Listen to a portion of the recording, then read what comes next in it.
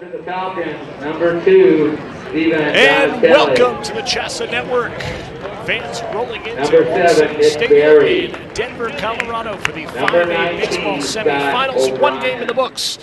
And Highlands Ranch Falcons set to take on the Cherry Creek Bruins in the second semi-final of the day. It's a grilling type day with a windy breeze coming through the stadium. Fans loved the action in the first game. That was taken by the Regis Jedwin Raiders over Legends Titans. And now the Falcons taking on the Bruins. We'll now join public address announcer for the starting lineup of the Highlands Ranch Falcons. The second baseman, number 24, Connor Butler. Batting third and playing third base, number 9, Mike Cirillo. Batting cleanup and playing shortstop, number 5, Tony Andino. Batting fifth at catcher, number 18, Adam Gauthier. Batting sixth and playing right field, number 12, Connor McFadden. Batting seventh, the first baseman, number 13, Gordy Smith. Batting eighth and playing center field, number 11, Ben Hoffman. Batting ninth, the left fielder, number 3, Cole Matheny.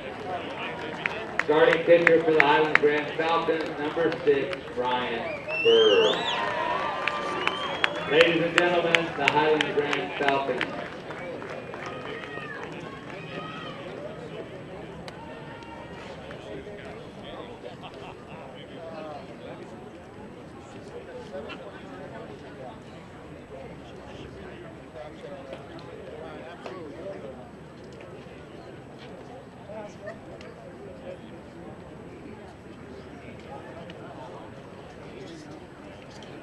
Introducing head coach Mark Johnson of the Cherry Creek Bruins and the remainder of the Cherry Creek High School coaching staff.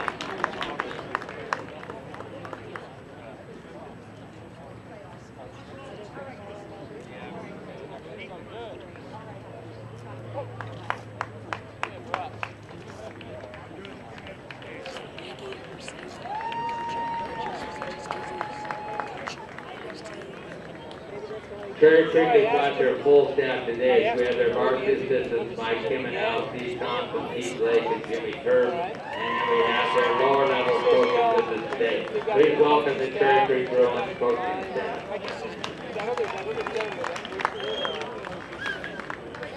Reserves for the Bruins today, number 4, Michael Alvarez.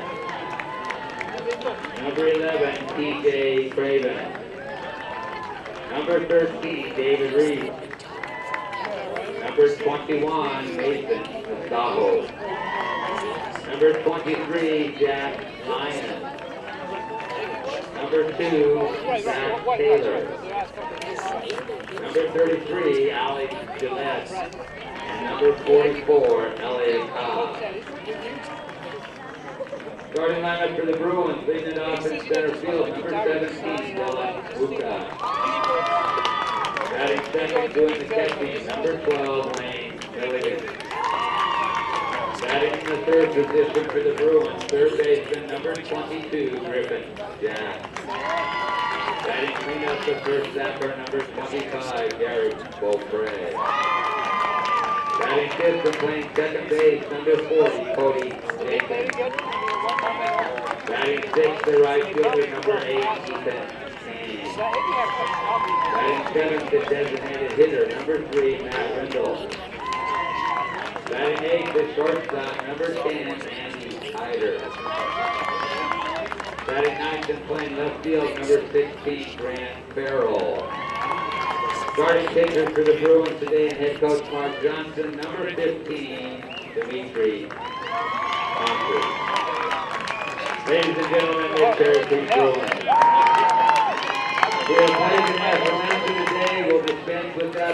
Those are the rosters for today's 5A semifinal. On the bottom half of the bracket, Highlands Ranch. Officially the visitors, they'll bat first.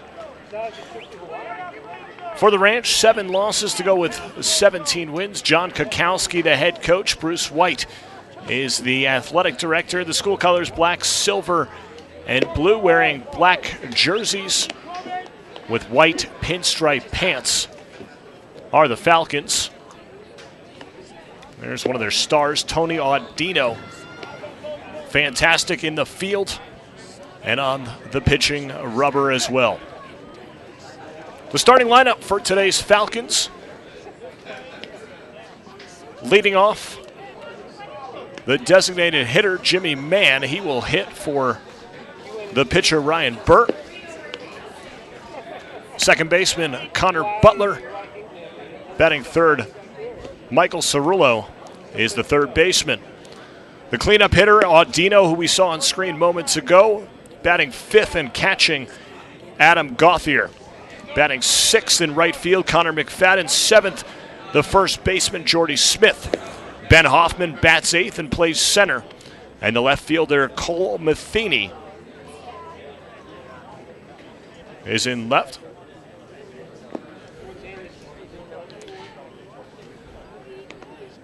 In the outfield for the Cherry Creek Bruins, from right to left, Ethan Kang. In center is Dylan Muka, the leadoff hitter for the Bruins. And in left field is Grant Farrell. Around the infield, from left to right, Griffin Jacks, Andy Hyder, Cody Jenkins at second base, Derek Beaupre at first. Lane Milligan doing the catching for Dimitri Casas. Casas, 6', 370 pounds. 6-0 mark this year, an ERA of just 0.4 of a run. First pitch of the game, hit to center field. There is Muka for a left-handed catch. One pitch, one out. We're underway in the second 5A semifinal between the Bruins and the Falcons. That was Jimmy Mann, the designated hitter,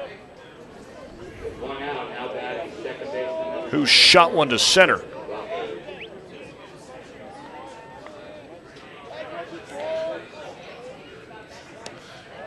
Mann. Retired Connor Butler, the batter. He's the second baseman. 372 on the season. A home run against Littleton earlier this year. 10 runs driven in. The 1-0 pitch is skied to left field. Battling the sun will be Grant Farrell. He's backed up by Muka. Farrell makes the catch. 2 quick outs on 4 pitches.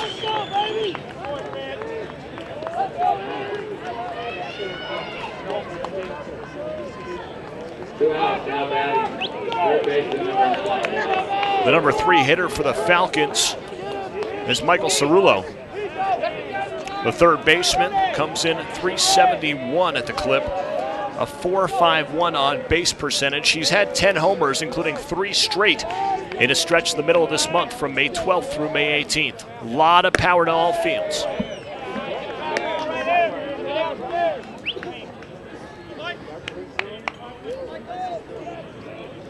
Cerullo really crowding that plate. Slightly open stance with the shin protector on the front right leg. The deal from Casas.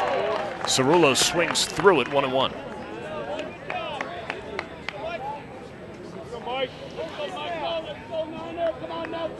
There is John Kakowski roaming the third base line and giving the signals to the batter. Here it's swing away. The 1-1 dips in there on the outside corner from Casas. 1-2. His numbers really are astounding. 43 strikeouts, just 8 walks. He just throws strikes. That's what his head coach, Mark Johnson, says. A 185 batting average against this season and just a 241 on base percentage. 2 earned runs given up all year. When Casas is out there, good things happen for Cherry Creek. 2-2 to the number 3 batter in the lineup, Cerullo. 2 away, top of the first.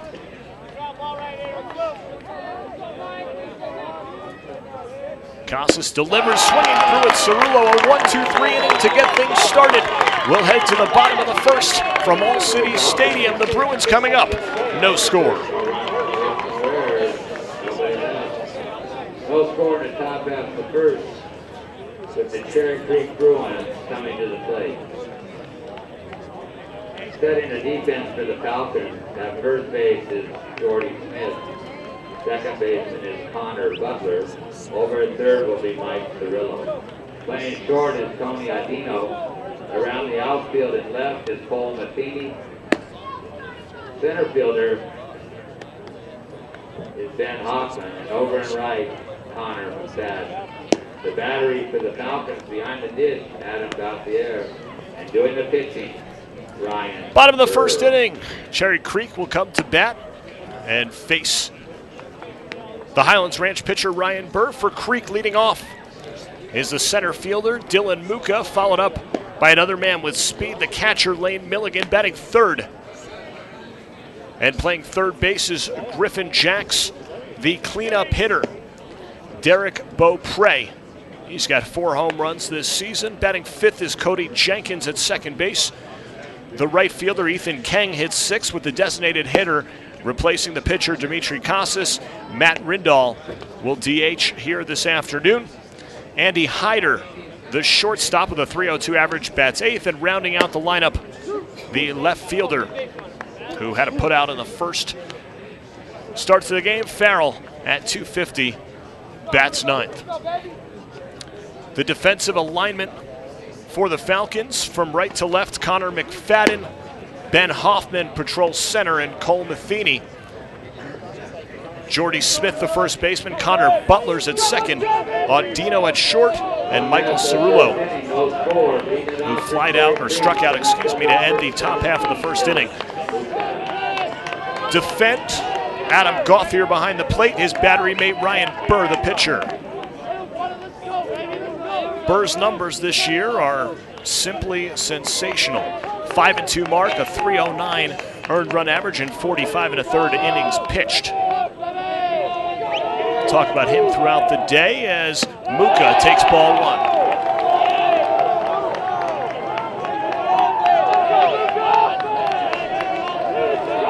Just 8 pitches from Casas to get out of the first inning for the Bruins. 2-0 on Muka from Ryan Burr. Burr throws hard. He throws in the 90s. Big, strong right-hander, 6'4", 215 pounds. Strike drops in there, 2-1. First time he's found the plate.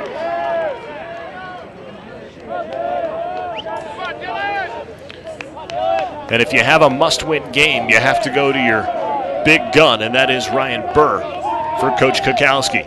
The 2-1, squaring around a bunt, pulling back Muka, 3 balls and a strike.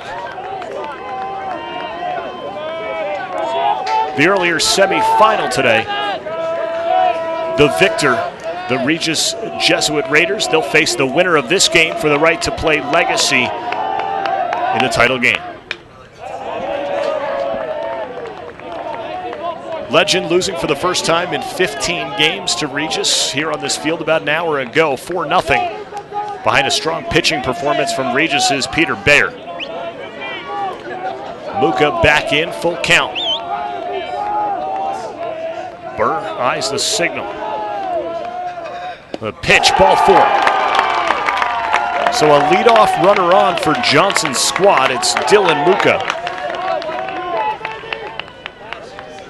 6th walk on the season, his on-base percentage of .526 coming into action today.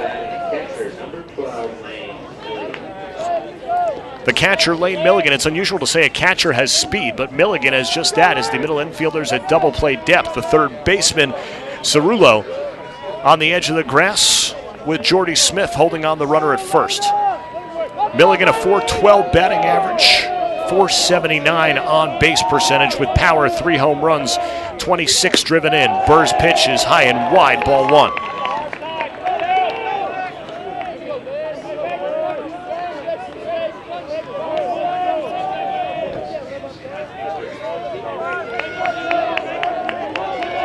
Milligan had an 11-game hit streak earlier this season. Looks at a strike on the inside corner.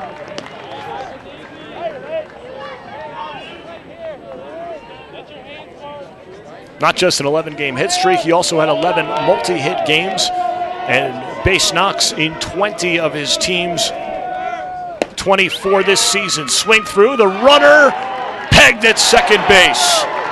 Gauthier with a beautiful throw, the gun down Muka, one away. Caught stealing is the Bruins center fielder.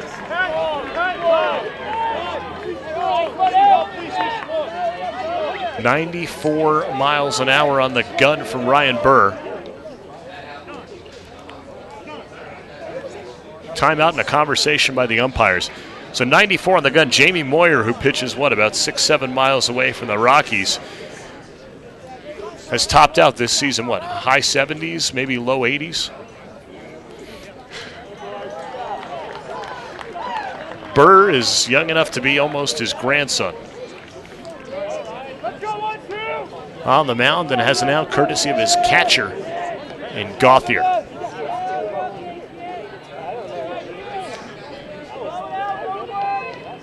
The 2-1 to Milligan.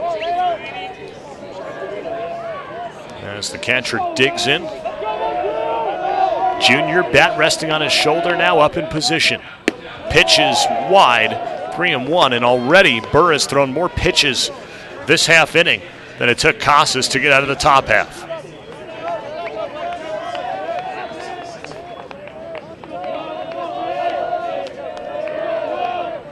Delivering, slow grounder, second base. Charging is Connor Butler. Shovel with his glove. Nice play to Jordy Smith to get the out. Connor Butler flashing and using the leather.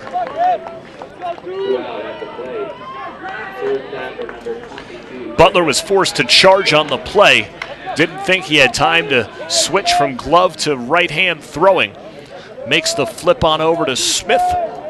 And there's 2 down in the bottom of the first. Nobody on for the third baseman, Griffin Jacks. Strike on the inner half.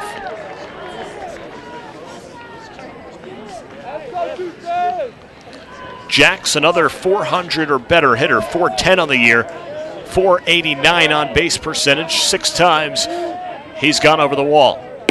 Burr's pitch is just wide of the plate, belt high, 1-1.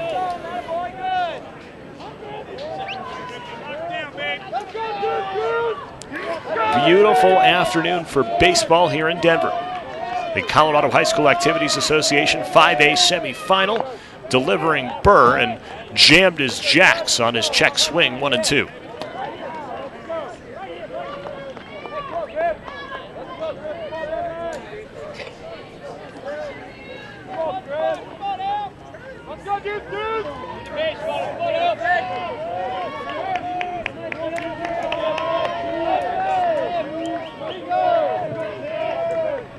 Delivery, got him on the fastball. That one looked faster than that 94 from earlier. We'll see if we get a reading on the gun on the other side of this break. 3 up, 3 down, top half of the inning. A leadoff base runner, Dylan Muka, gets caught stealing. Through 1, no score.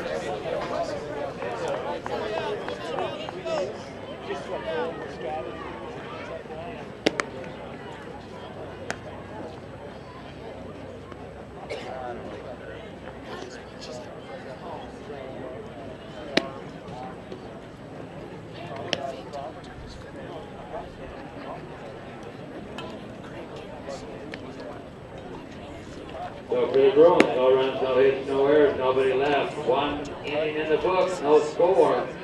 For the Falcons, Ladino got the air and the bat. Setting the defense for the Bruins over at first baseman Derek Beaupre. Second baseman Cody Jenkins. Playing third today is Griffin Jack. Over in short for the Bruins, Andy Hyder. Around the outfield and left is Grant Farrell. Center fielder Dylan Muka. And right fielder Ethan Hayes. Back at All Cities Stadium. Fantastic to have you with us. University of Denver over the right center field wall. Here on the CHSAA.TV live coverage of Highlands Ranch and Cherry Creek.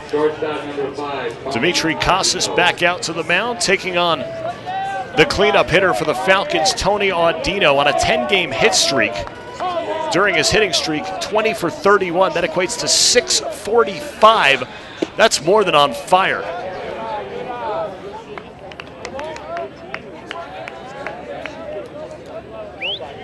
A line out to center to start the game, a fly out and a strikeout. Now it's Audino. Casas with a little change up there on the outer half, 2-0 to the Falcons shortstop.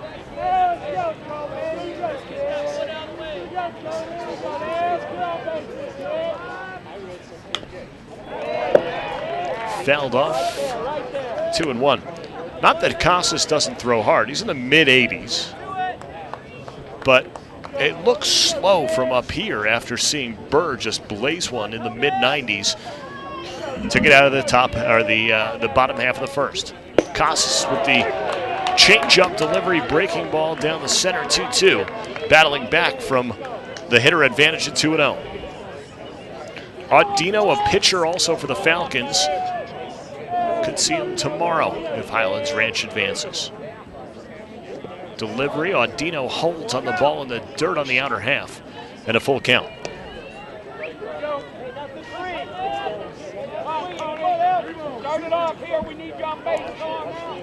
Eight pitches from Casas to get out of the first inning. This is pitch number 6 to the first batter here in the second. From the left side of the rubber, driven to center field. A beat on it is Muka, glove up, and the catch one away. Muka drifting there, and even that throw, and I don't know if it's just a left-handed center fielder, but reminded me a little bit of the style of Jim Edmonds out there. Edmonds, of course, the fantastic Major League center fielder who has some of the all-time best catches, maybe better than Willie Mays' famous over-the-shoulder catch, was Edmonds on a diving play straight away from center as he sped toward the track. That ball popped out of play by Adam Gauthier. I think my statistician Brian Tatum just jumped out of his seat when I said Edmonds' play might have been better than the Say Hey Kids. Gauthier, 397 on the season. He's got a couple of jacks, 15 extra base hits.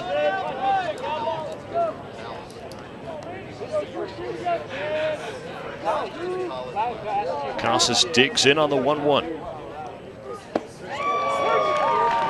Curveball drops in there. He's a 4-pitch pitcher. Fastball, slider, curve, and a change.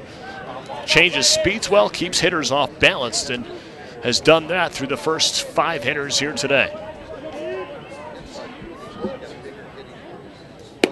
Outer corner just missed, 2-2. For Casas, this is his 12th appearance this season, 6'3", 170-pounder. Gave up 2 unearned runs in 6 innings pitched against Legend on May 18th in a 3-2 loss. Driven to left and foul. 10 strikeouts for Casas in that game, 1 walk on 98 pitches. The 6 hits he gave up to Legend, actually, in that game, the most he's given up in a game this year. So few and far between opportunities to touch up Casas. Outside corner just missing. Count run full.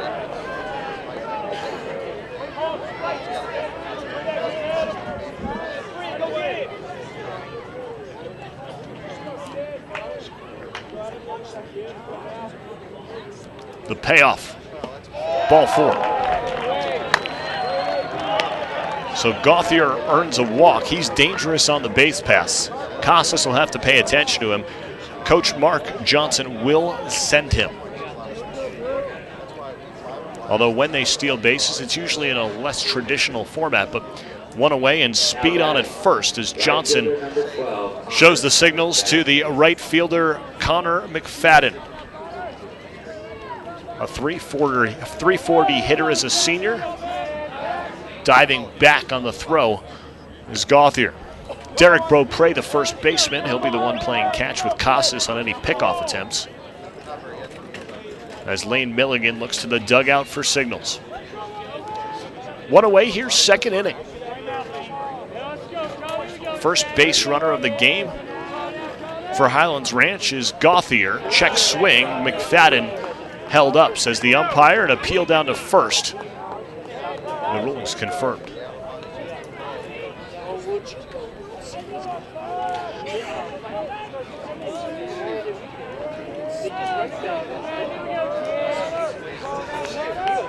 Gauthier the lead, fake start, pulls back. The hit from McFadden to left center, camping under it is Muka making the catch. 2 away, retreating back to first is Gauthier.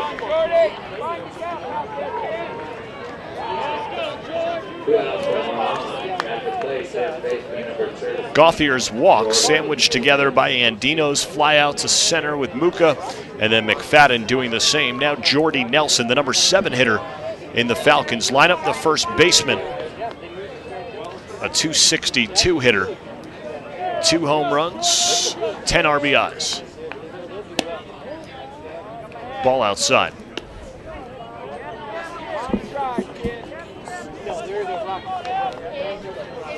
Smith has struck out 17 times this year. 7 walks and 3 times hit by a pitch. We saw back-to-back hit batsmen in the first game this afternoon by Peter Bayer from Jesuit. Timeout called as Casas took just a little bit too long for Smith's liking.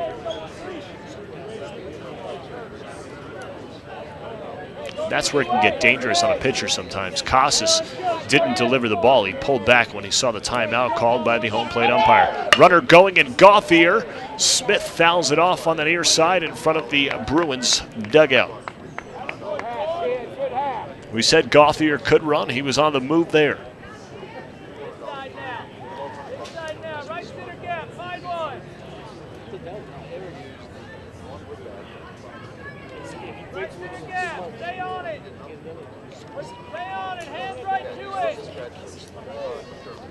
The sign from Milligan.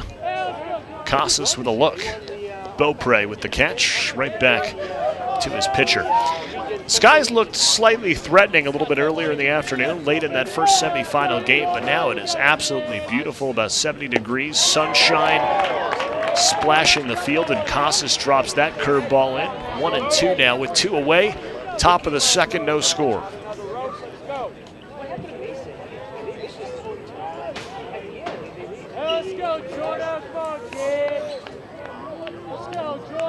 Gauthier with a wide lead at first. Casas goes to the changeup breaking ball once again. And wide of the plate.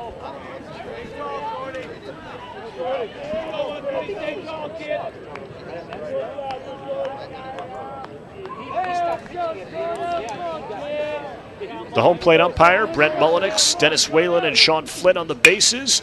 Grounded to the third baseman, Griffin Jacks. Throw to first is wide. It gets past Beaupre. On to third is Gauthier. Smith goes to second. Now they're going to say, send Gauthier back to third. He kept going. I thought they had awarded him third base and not home. That's the case as the ball gets out. So second and third with 2 outs. The error to the third baseman, Griffin Jacks.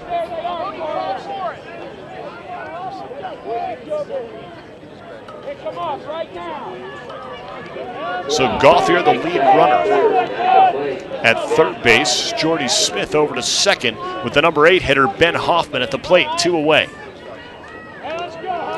Hoffman, a junior, an outfielder and pitcher. He comes in with a .222 batting average.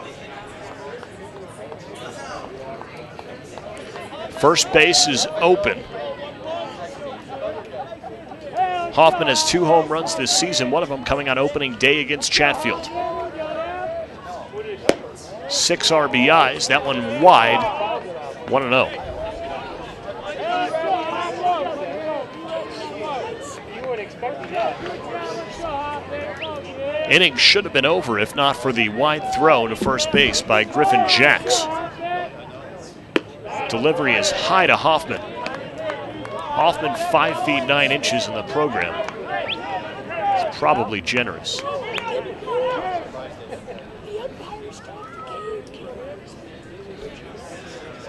Mark Johnson pays a visit out to Casas on the mound, who collected a quick out to Tony Audino Then he walked Gauthier, got a fly out to center by Connor McFadden. And the throwing error by Jacks is where we stand right now as Smith advanced to second, Gauthier over to third. An 8 pitch first inning, 22 so far here in inning number 2 for Casas. He's on a pitch count from Mark Johnson, 105 pitches. It works out to 15 per inning times the 7. 30 is right where he should be through 2.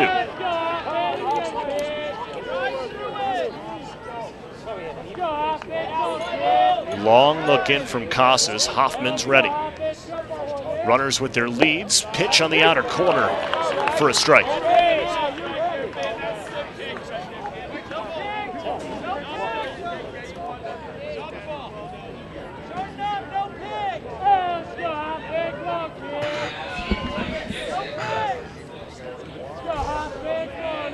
Casas winds, deals outside.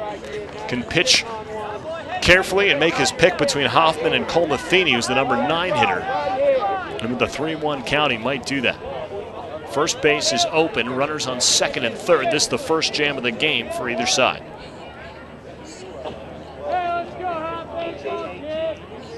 "3-1, driven to left field on a line, and it falls in front of Farrell. 1 run will score. Runner around third is held there. It's Jordy Smith who stops the RBI single for the number 8 hitter Ben Hoffman, coming in to score Gauthier. 1-0 Highlands Ranch. Hoffman with the RBI base hit opens the scoring today for us. 1-0 Falcons. Runners in the corners at the plate. Left fielder is Cole. It's an unearned run coming on the error from Griffin Jacks. First and third now, 2 outs, and Cole Matheny steps in. Matheny hits just .216. The left fielder for Coach Kukowski's squad. Ball 1, nope, strike on the outer corner.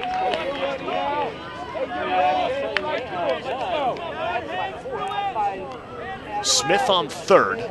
He reached on an error. Hoffman on first with the RBI single. Casas delivers, ball popped up.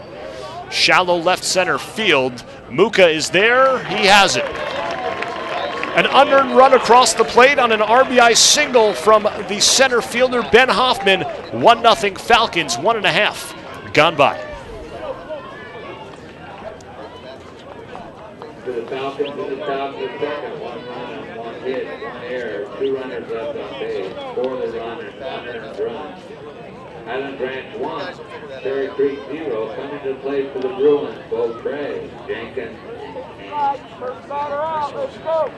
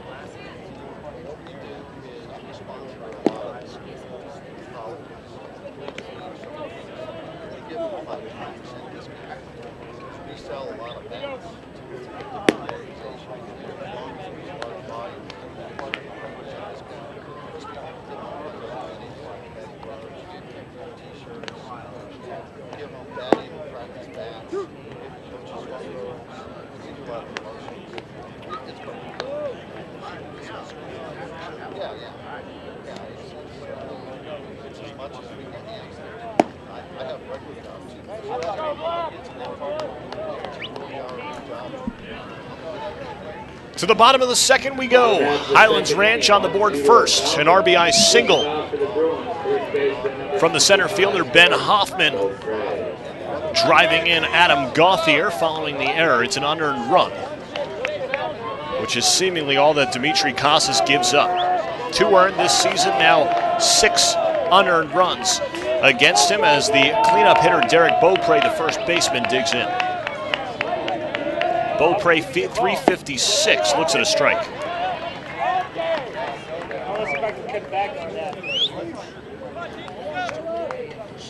Crazy stat for him. He's been hit by as many pitches as the number of strikeouts he has this season, 5 apiece.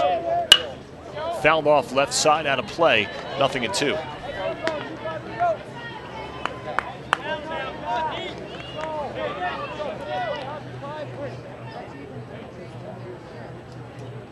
Ten free passes, with twice as many walks as K's. Burr's pitch is in the dirt low, 1-2.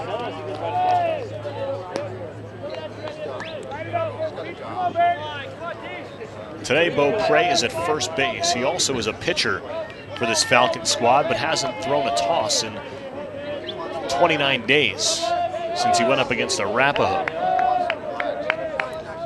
6 appearances on the mound and a backwards K from Burr. Strikeout, 1 away here in the bottom of the second. Back-to-back looking strikeouts. First for Jacks to end the first, and then the leadoff hitter, Beaupre, to start the second. Cody Jenkins up for Cherry Creek, donning the gray jerseys, blue helmets with red bills. Burr's fastball is fouled into the screen. Jenkins at second base today. He's a .361 hitter and gets on base nearly 43% of the time. Started off the season well this year, a home run on opening day against Regis Jesuit back in mid-March.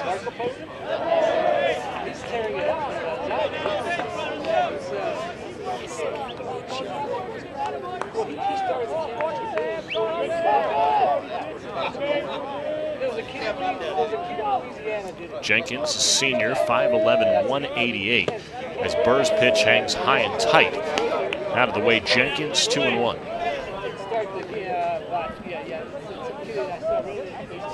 On deck is the right fielder, Ethan Kang.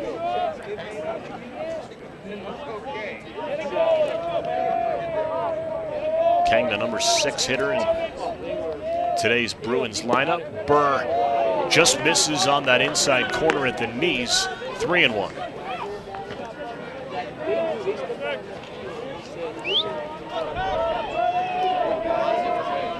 Creek, the top overall seed in the postseason, finds itself with a loss and down a run. A 1-out walk to Cody Jenkins puts a runner on board.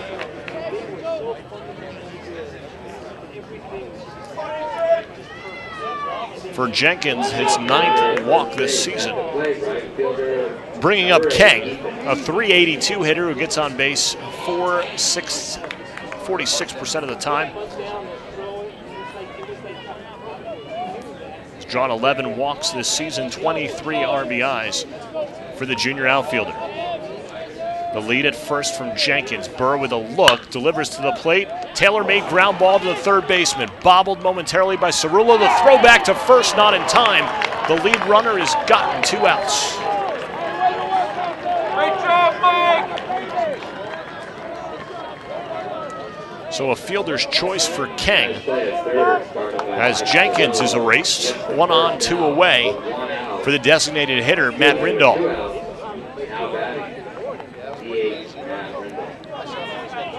Rindahl's more what you think of as a DH. We saw a couple earlier today hitting in the 200s. Rindahl up at .429 and gets on base 57% of the time. Small lead at first from Kang. Delivery on the outer half, strike 1.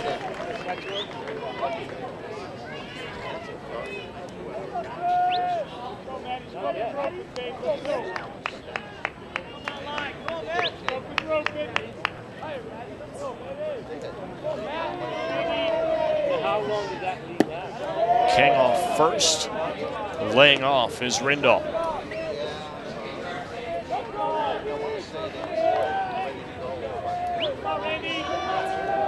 Rindahl's got power to the gaps. Half of his hits this season have gone for extra bases, 3 of which have gone over the wall.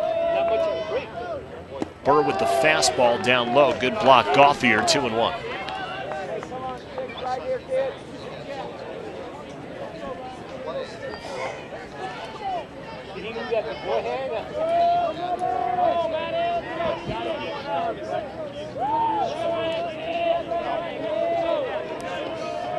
Burr with a peek at first. A 5 or 6 of them. Now delivers to the plate, and it's low and in. 3-1.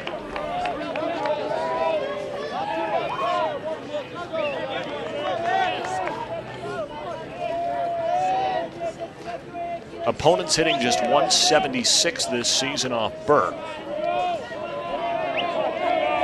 Reaching base 31% of the time.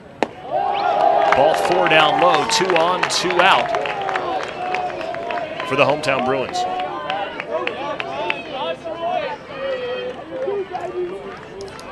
2 on and 2 out at the plate. Shortstop number 10. Kang to second. Rindall to first, a free pass. The third of the day issued now by Burr. The leadoff man, Muka, drew a walk and was caught stealing. Cody Jenkins had a walk. He was eliminated on the base pass on a fielder's choice. And now Matt Rindall on base. Andy Heyer, the batter. 1-0 count, 3-0-2 hitter. He's been hit by a pitch 7 times this year.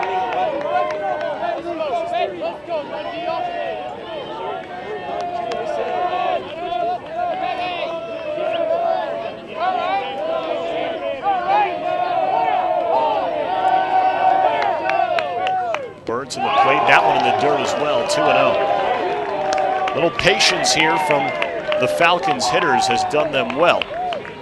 2 walks in the inning.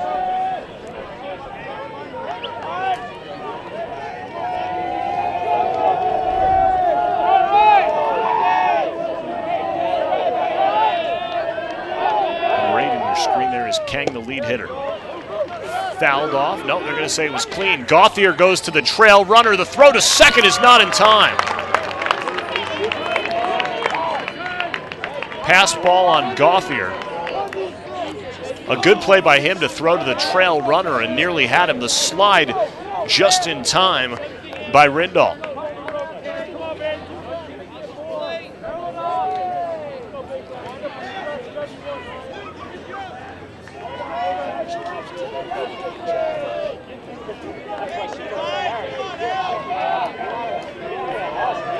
Officially being called a pass ball up here in the booth.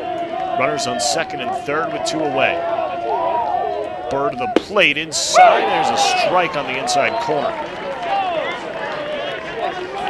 2-2, 2 away, 2 runners on.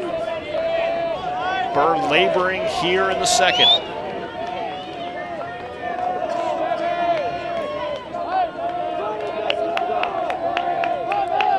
Hyder fouled off.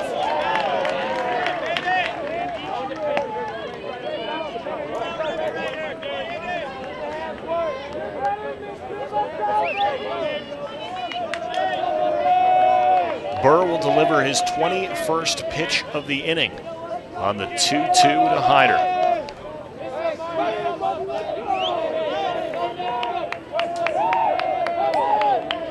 Hole on the left side of the infield. Burr delivers, and it's jammed, fouled off on the check swing by Hyder. We'll do it again.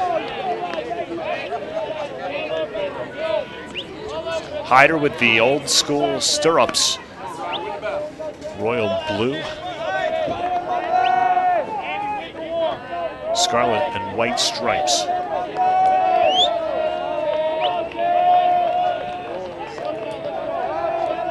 Burr to the plate. Foul tip, just enough. Hyder staying alive, a nice at bat.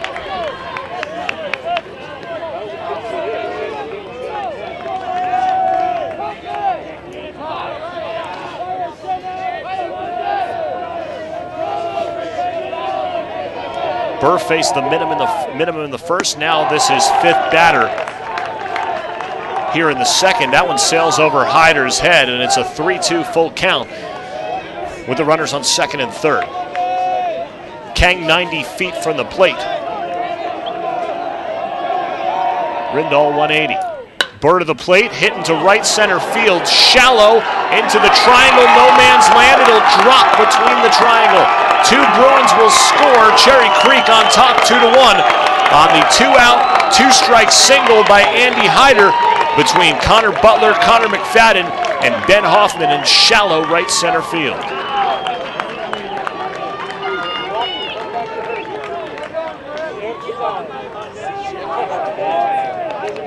Kang scores, Rindall scores. A run in the top half of the inning that Adam Gauthier, the catcher, scored, and now he sees one go right back. And one that passes him. Now the number 9 man Farrell at the plate. Hit through the left side, a first pitch swinging base hit for Farrell, first and second now. With 2 men away, back to the top of the order.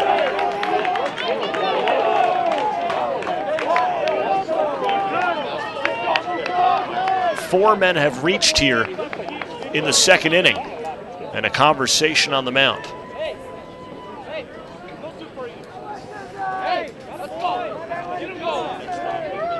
Some trouble for Burr. The runs are earned. Burr, the 43rd overall prospect nationally as ranked by Max Preps. He's the top-ranked Colorado senior in the class. Headed to Arizona State. He's won his last 5 decisions. Finds himself in a 2-1 hole through 1 2/3 innings here this afternoon.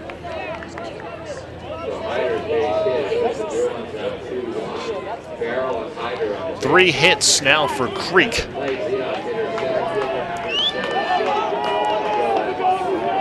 And the bottom of the order doing some damage. The 5 through 9 hitters have 2 walks, 2 hits, and a fielder's choice. To the top, and Dylan Muka. He walked in his first plate appearance and was caught stealing. Burr to the fastball low, 1-0.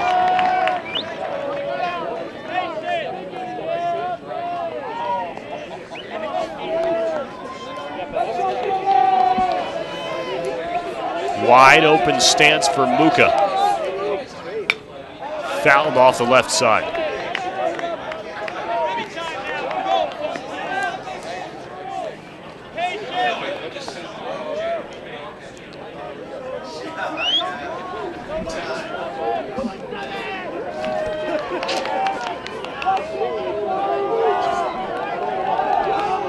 Burr digs in. The pitch. Bunting is Muka, trying to catch the fielder back. The throw to first in time. Cerullo charged quickly through to Smith. And getting out of the inning with is Ryan Burr. 2 across, 2 left. As we take a look at the last score here for the Bruins. The ball that dropped in off the bat of Grant Farrell, just behind the glove of Connor Butler. McFadden and Hoffman couldn't get there. 2 runs come in. 2-1 Cherry Creek through 2 innings of play. We'll be back with the top of the 3rd around the corner.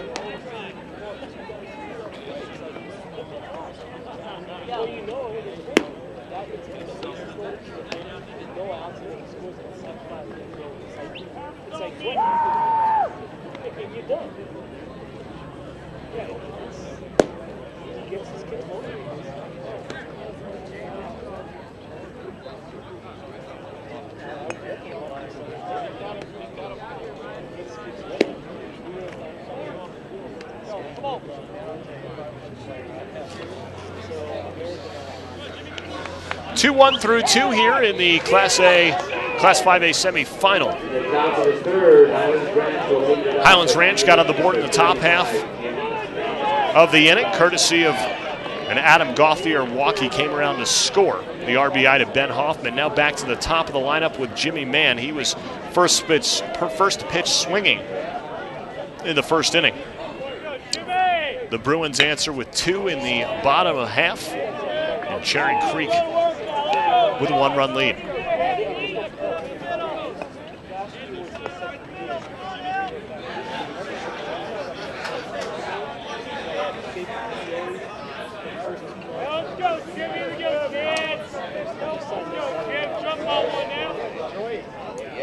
Man to the Second baseman Jenkins, clean field throw to Beaupre, one away.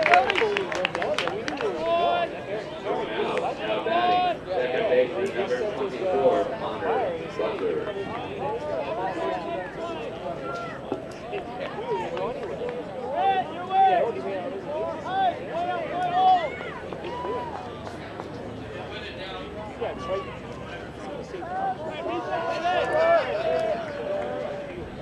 Now the second baseman, Butler, looks at a breaking ball inside.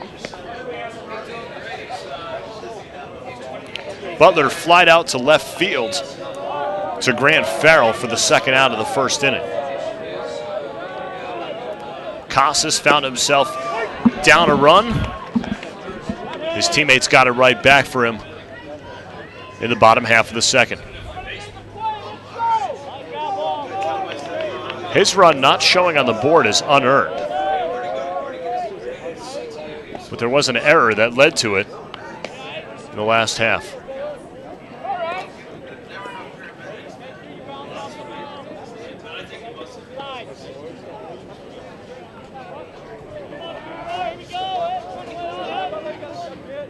Tape on the wrist. The bat doesn't move on the strike to even the count of 2.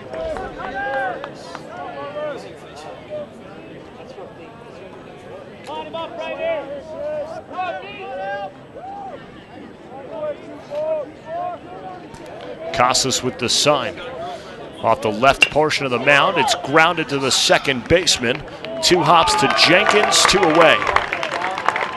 Top 2 batters in the lineup both retired, 4-3 on the score sheet.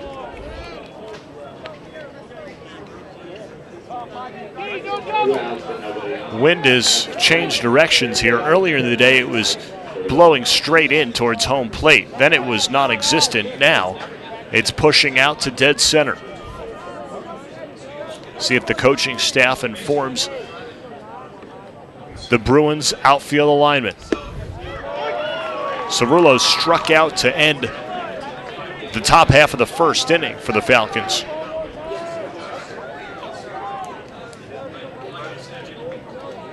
'24th time down on strikes this season. That one fouled off the left side.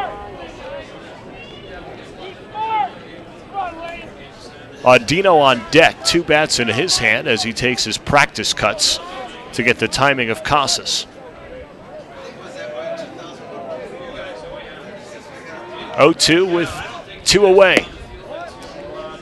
Up high on Cerullo, who lays off 1 and 2.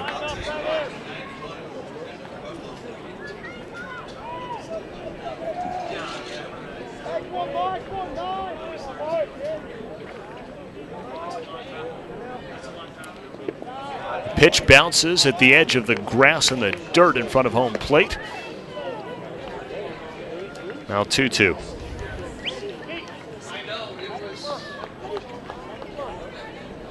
Nice crowd has filed in here for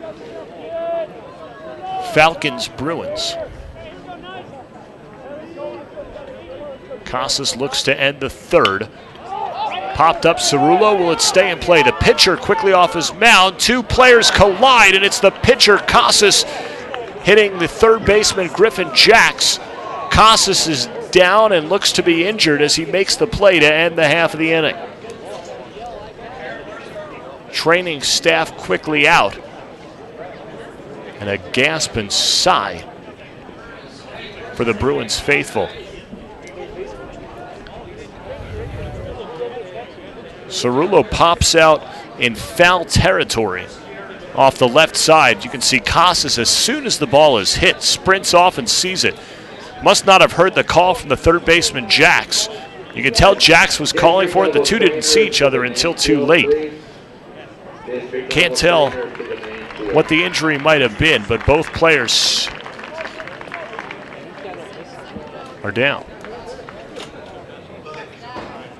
Now the pitcher, Casas, up to his feet, and Jacks being tended to. Good to see him leaning up. We'll see if we can get an update on him as we head to the bottom of the third inning. 2-1 Cherry Creek here at All City Stadium.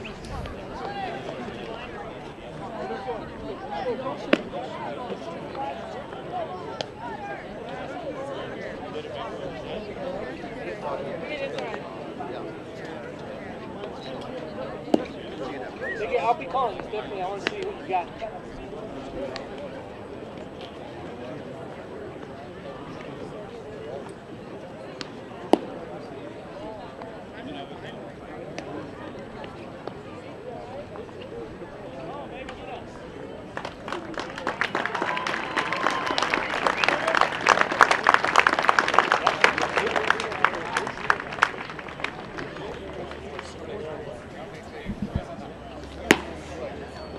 Griffin Jacks back up on his feet in front of the Bruins bench. Still getting looked at by the training staff, though. Casas appears to be okay. We'll try to get a report for you as soon as it becomes available. Jacks looks to be rubbing his head,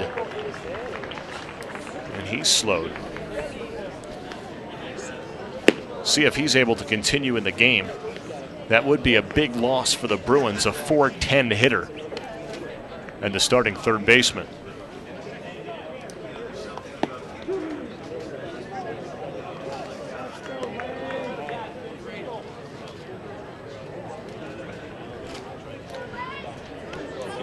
Burr back to the mound for Highlands Ranch. Trailing 2-1.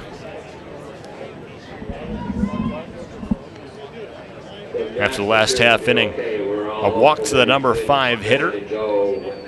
He was eliminated on a fielder's choice, then another walk, 2 consecutive singles, including the 2 RBI hit from Andy Hyder. And now the number 2 hitter, the catcher Lane Milligan, leads off.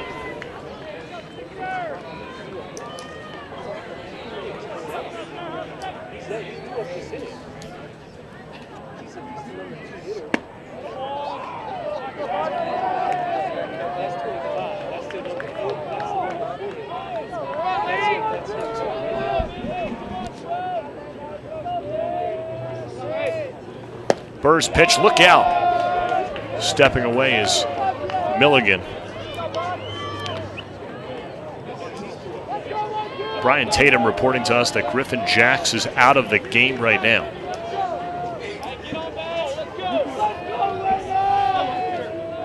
To be replaced in the next half inning. Swing and a miss, and just as we say Jacks is out, he may have argued with his training staff and convinced him to be in. They already had a substitution ready to go, did the Bruins.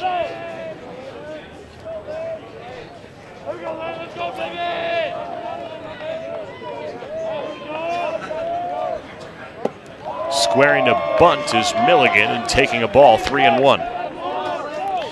David Reef, the senior outfielder, was going to come in and play third base for Jacks. And somehow Jacks convinced him that he's okay. Took a long time, though, for him to make his way off the field as a leadoff walk to Milligan. Leadoff walks issued by Burr now in 2 of the first 3 innings. First, the leadoff batter to start the game, Dylan Muka. Now Lane Milligan to start the third. Here is Griffin Jacks. Well, we'll see how he does at the plate. A lot of fans here at All City Stadium, but don't think it's overly loud enough that a loud call-off, those players wouldn't have hurt each other. I think Jacks was surprised. He had his hand out as if to say, I got it, but maybe wasn't expecting Casas a solid 65 feet off the rubber. Burr off speed to the plate for a strike on the outer plate.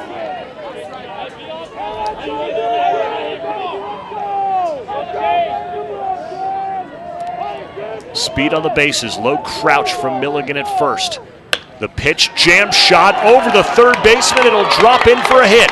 Going first to third is Milligan. Going to second, now Jacks pulls back. The throw to third, and Milligan able to advance on the fielder's choice throw. Second and third, nobody out for the Bruins in business here in the bottom of the third.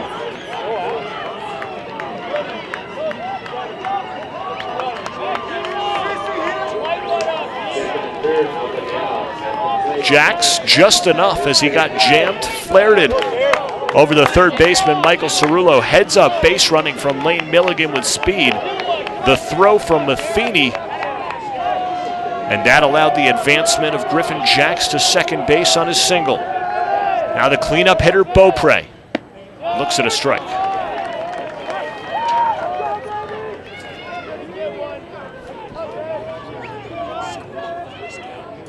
Action in the Cherry Creek bullpen. As Burr floats one outside.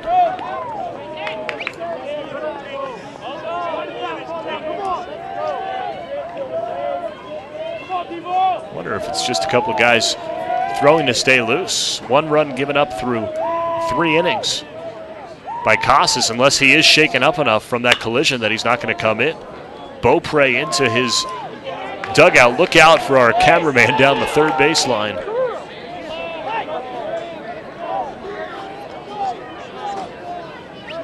See the Regis Jesuit baseball team milling around here inside the stadium.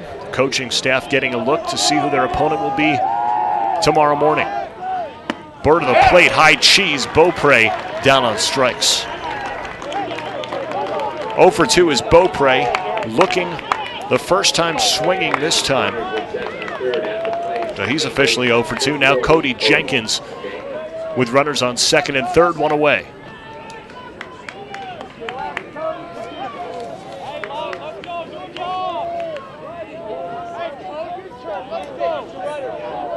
Infield way in. To the plate, and that one floats high of Jenkins' helmet. Jordy Smith at first is a solid 5 feet in front of the first base bag. The third baseman, Cerullo, right there, even with the grass. Dino right on the edge with runners on second and third. The Falcons trying to cut off run number 3. Cut out and missed by Jenkins, 1-1.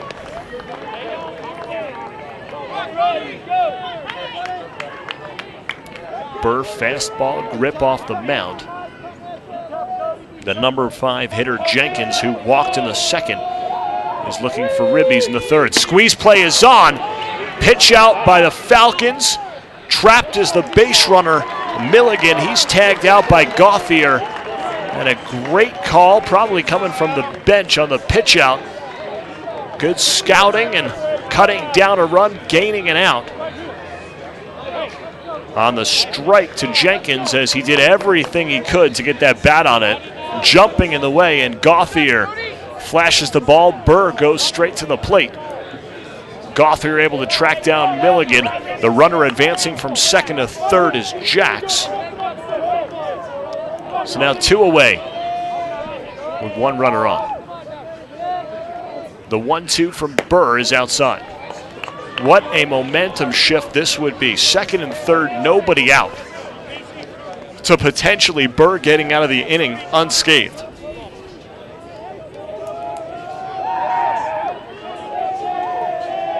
Now a 2-2. Pitch swung on and missed. Fist pump from Burr. What an end to the inning after allowing the first 2 runners to reach. Back-to-back strikeouts coupled between a pitch out that led to a cut down on the suicide squeeze. 3 innings of baseball's been played here at All City Stadium. There's the strikeout to end it. Burr with the exuberance. 2-1 Creek through 3. 2-1 Bruins. Scheduled for the Falcons, Dino, Gauthier, and Macbeth.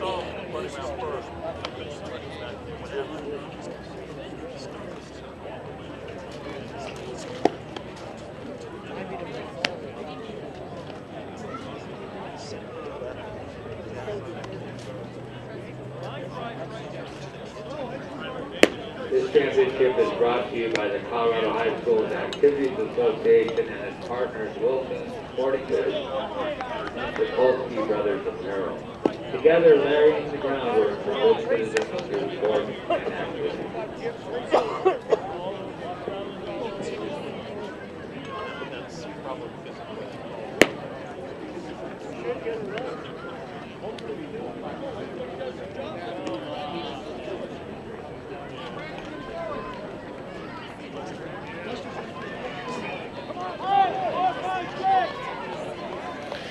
Meat of the order for the Falcons, down by a run here. Top of the 4th inning. Griffin Jack staying out to play third base. Coach Johnson on the bench looked at him, saw Griffin Jacks look like maybe he didn't know where he was, in a daze for a bit. Said he was out, said Reif was coming in, and Jacks talked him out of it, played a part. In that bottom half of the third that Ryan Burr maneuvered his way out of after allowing second and third with nobody out. Here's Andino. Flied out to center in the second, leads off here in the fourth.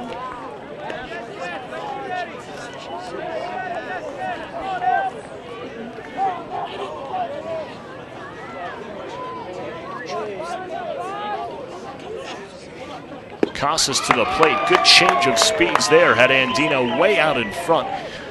1-2.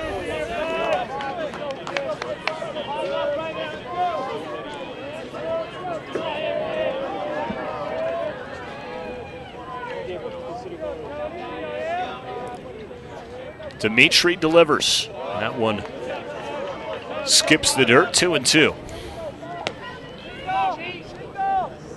Casas allowed a run in the second.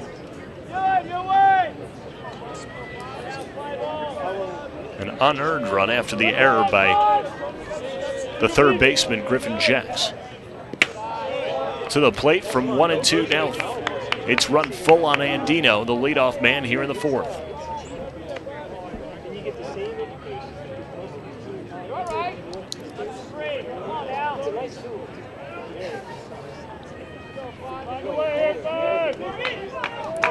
Andino looking for something to drive.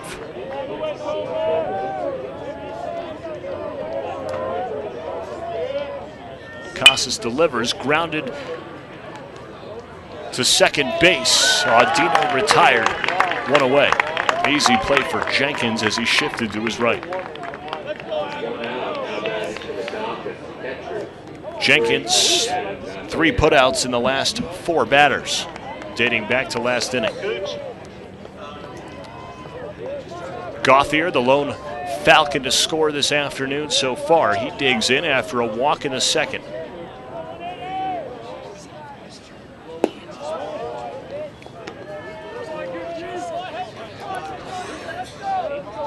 "15 extra base hits this season for Gauthier. A .692 slugging percentage, and that one popped up and out of play. Casas gave chase, even though the collision to end the top of the third that he was involved in, he's not afraid of going after fly balls on the infield. Fans loving this one. No better place to spend a Friday afternoon of Memorial Day as we pay special thanks to all the veterans who have given their lives. Ground out to Jacks, easy to Beaupre, 2 away. Casas and Jacks tap each other on the chest. That's about as much contact as they'd like to see. There was more an inning ago.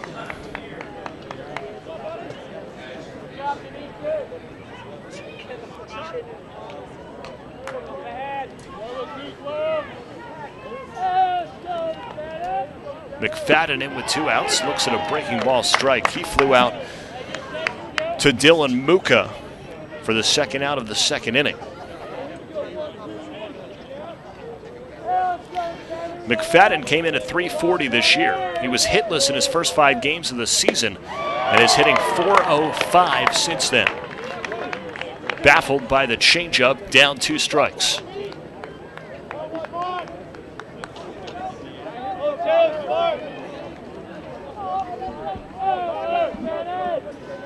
Delivery sent down the left field line. Pulled fair. McFadden giving chase.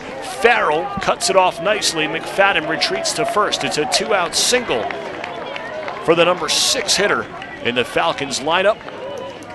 And Highlands Ranch will bring Jordy Smith to the plate. McFadden stayed with it, battled the breaking ball and sent it down the left field line. Look at the hustle by Farrell, not only to get there, but to get good position for the throw into the infield.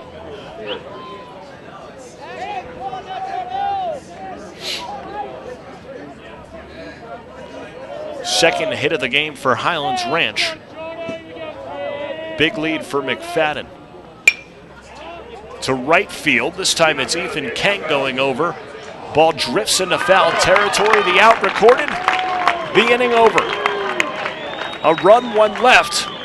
2-1 Cherry Creek. Bottom of the fourth. We go. No runs scored on one hit, no errors, one runner left. It's a 2-1 ball game. Good ball game cooking. Coming about at the bottom of the fourth. Hang, Rindle, and Hyder for the Bruins.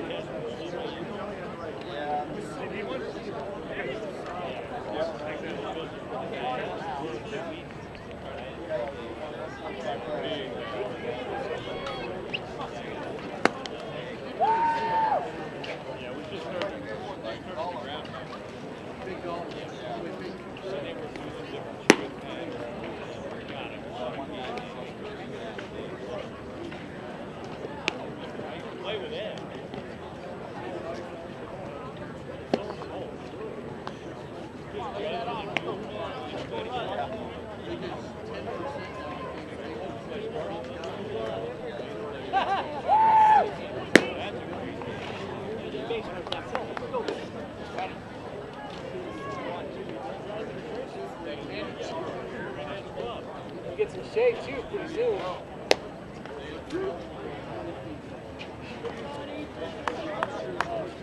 Come on, guys, you gotta put some numbers on the board. Hang up a crooked number this inning. Let's go.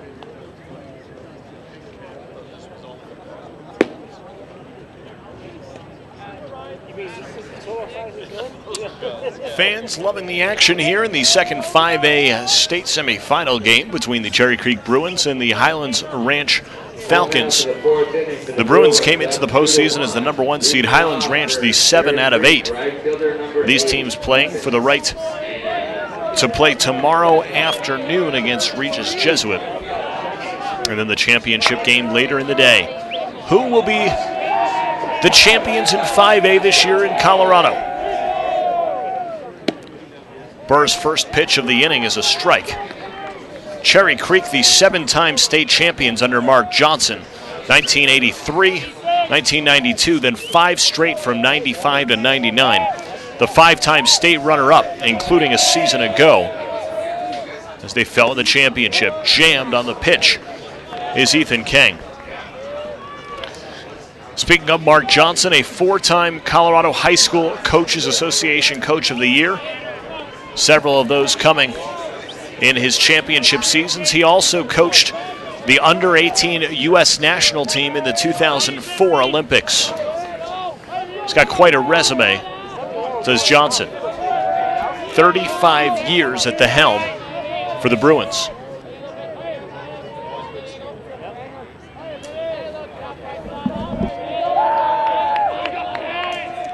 Burr to the plate on the 0-2. Holding up his swing is King.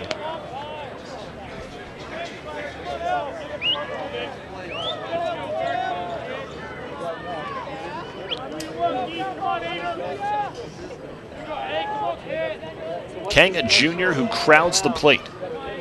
Head right on in there. Good look at the pitch. It's up high.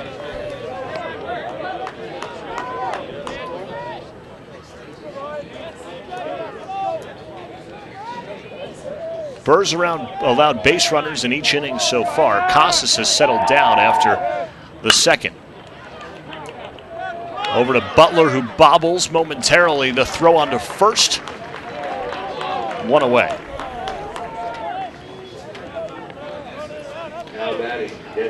More routine for Milligan. He bobbled that one in the first inning. Or excuse me, more routine for Butler on that one. On Milligan's grounder to him in the first inning, he was forced to just use his glove to flip to Smith for the putout.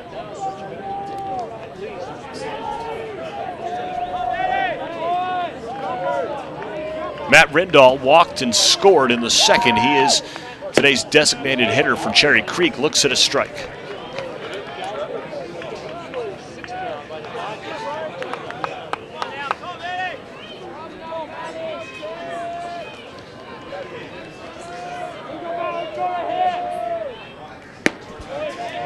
Burr leaves that one high. He's had a couple breaking balls in this inning that have floated on up there, stayed a little bit higher up at the numbers or even the chin of players than he would have liked.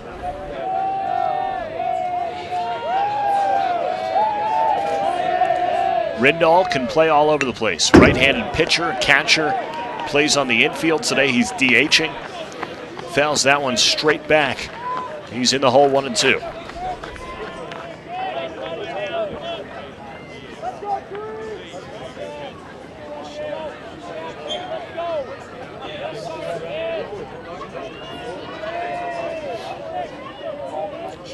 One gone, bottom of the fourth. We're halfway home in this one.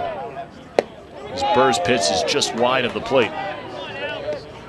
2-1 Cherry Creek. All the scoring for both teams coming in the second inning. Highlands Ranch got on the board first.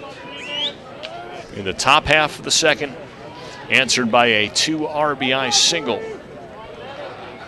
by Andy Hyder, the number 8 hitter, in the bottom half.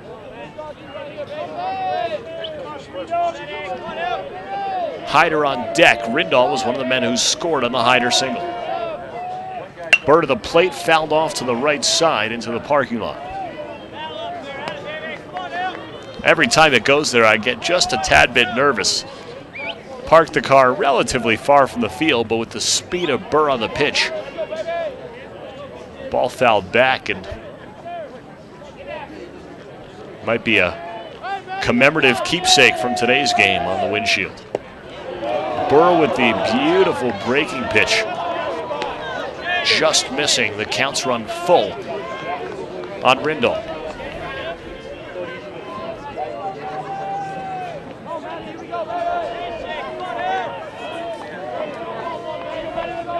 Mullenix didn't pull the trigger on the last pitch. Now Burr, swing and a miss for Rindahl's strikeout. For the Falcons pitcher, 2 away here. Coming up, the man with 2 RBIs in the game. He's the difference right now, Andy Hyder. 5 Ks now for Burr through 3 2/3.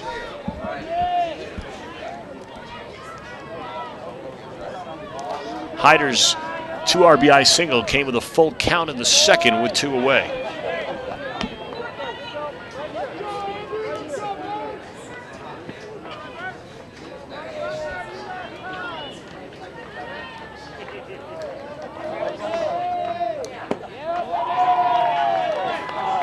Delivery to the plate is in the dirt.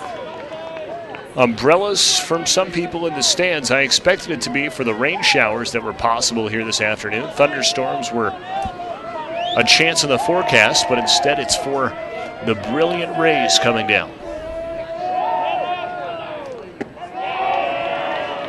3-0.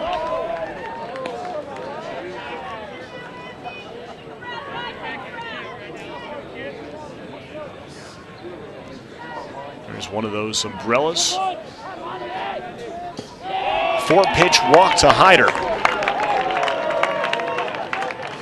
So after going full and a single in his first at-bat, he's reached twice now, the only Bruin to do so, as the number 9 man, Grant Farrell, comes in.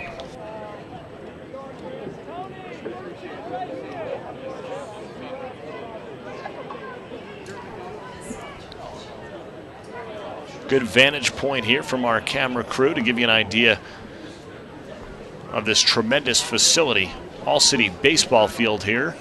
Football field right next to us. Softball field. It's a great complex here. Just south by about 5 miles of downtown Denver. And across the way from the DU Pioneers.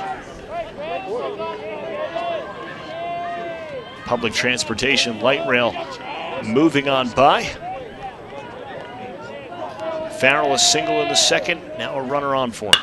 To the shortstop, the second baseman, Butler on a line. That'll do it.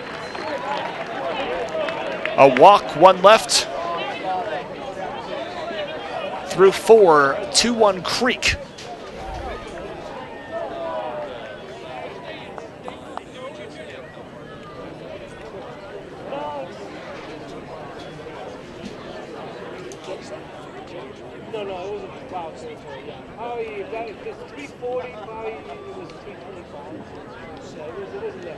For the Bruins in the home half of the first, no runs, no hits, no errors, 1 runner left. We've played 5.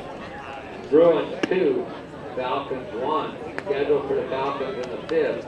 Hoffman, Matheny, and Mann. Correction, we're through 4 complete, 2-1.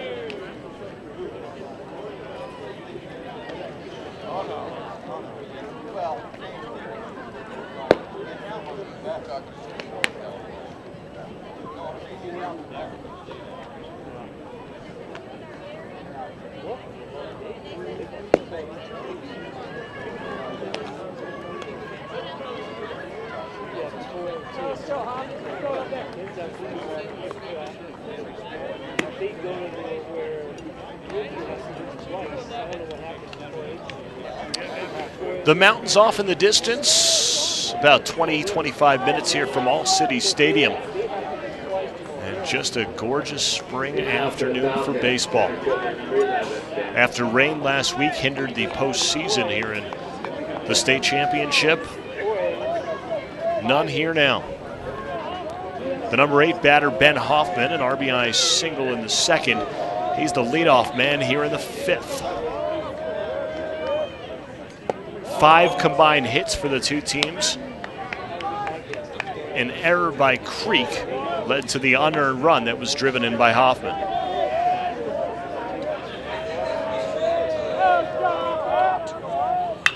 The 1-0 is skied over top and out of play.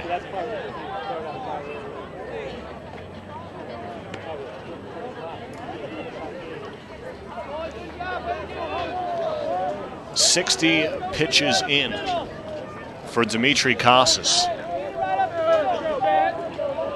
He's faced 7 hitters in the last 2 innings combined.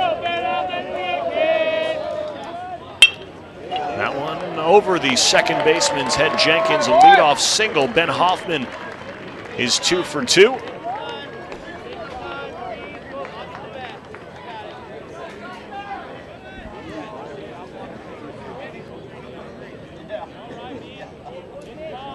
And a pinch hitter coming in for Cole Matheny. It's the junior, number 7, Nick Berry. 182 on the season. 0 extra base hits for Berry. Your attention, please. Pinch hitting from Cole Matheny for the Falcons, number 7, Nick Berry. So Berry will come in and replace the left fielder Matheny. First sub of the game after we expected to had Reif coming in for Jacks on earlier.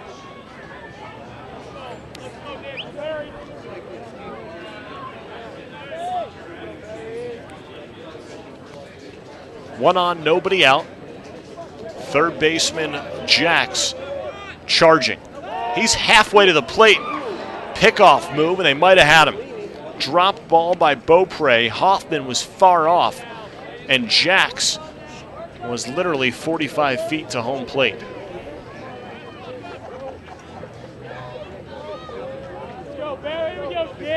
No sacrifices this season for Berry. Casas throws back to first.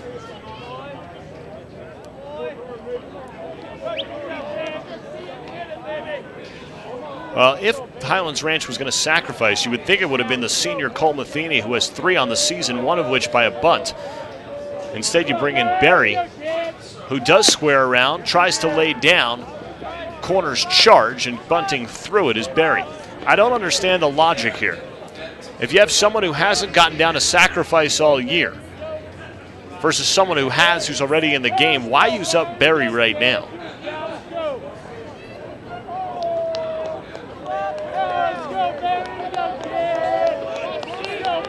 Charging again the corners. Falling the first baseman.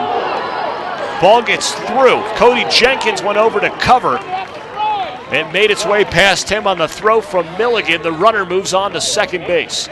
Sometimes it's not even about getting the bunt down, it's about making the defense work. The Falcons did that, and an error on Creek leads to a runner advancing 90 feet. An error on the catcher Milligan. And now a runner on second with nobody out. 1-1 count on Berry. Now if he can get it to the right side, wheel play on. The pickoff coming. Jenkins is there. You can tell Mark Johnson knows every inch of this game. He's got it all in his playbook defensively.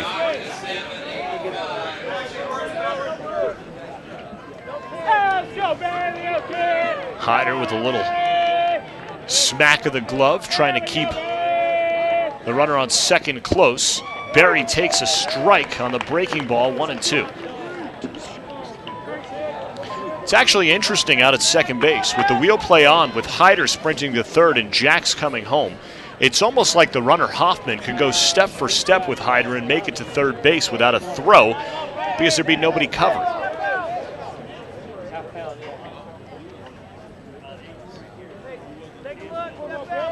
See if they keep the bunt on with 2 strikes. Barry gets the signal from Kukowski. The leadoff man, Jimmy Mann, is on deck.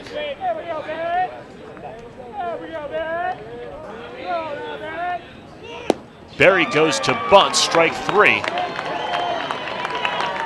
So the pinch hitter is down on strikes on a bunt. Hoffman moves over to second on the error on the catcher. And still, I don't understand the logic behind that play, but they have their runner at second base. If Barry had done his job, it'd be a runner on third with 1 away.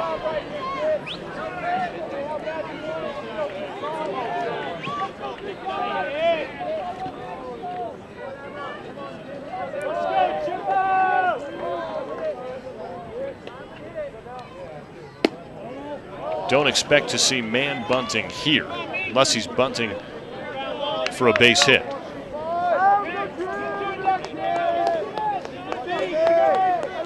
Infield back to almost normal depth. Center infielders a little bit closer, trying to keep the runner tight. Casas throws again. That one is outside, and it's 2-0.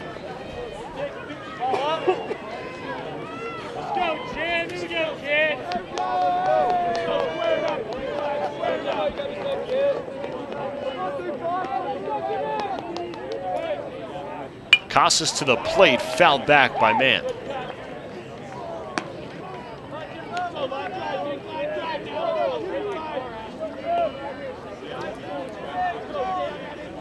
Fifth inning, Class 5A semifinal baseball here with you. I'm Josh Gross, thrilled to have you joining our great crew on this Friday afternoon, holiday weekend. Bounce to the right side. Beaupre leaves his line, covering the bag. Casas, nice flip to the pitcher. 2 away as Hoffman advances to third on the 3-1 putout. 2 outs and a runner at third. Now batting for the Falcons, second baseman, number 24, Butler.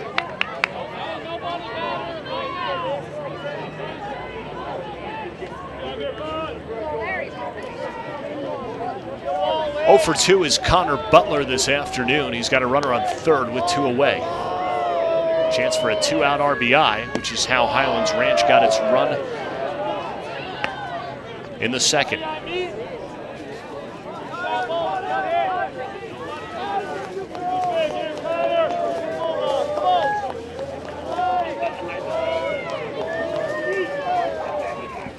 Butler to the second baseman, Jenkins. That should do it. A hit, a strikeout on a bunt attempt. 1 left, a runner stranded at third. 4.5 gone by. Cherry Creek still leads by 1.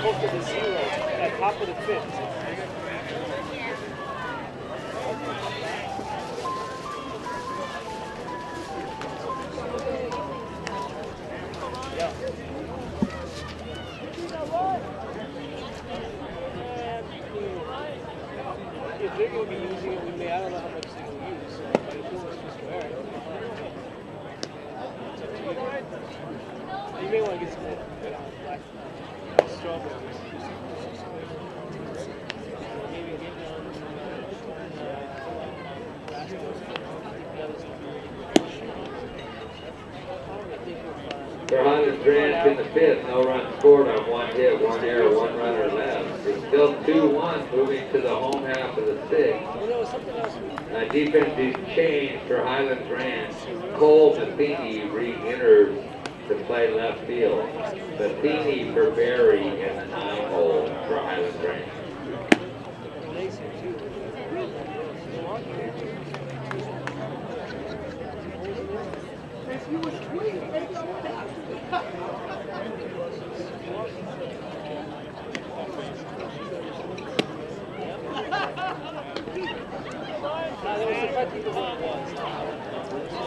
Bottom half of the 5th inning, Cherry Creek 2, Highlands Ranch 1.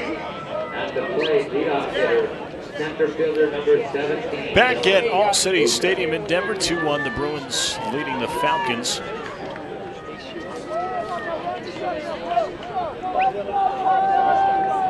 Bottom of the 5th we go.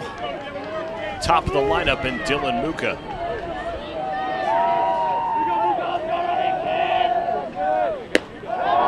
Burr still rumbling on the mound. 78 pitches now in the afternoon.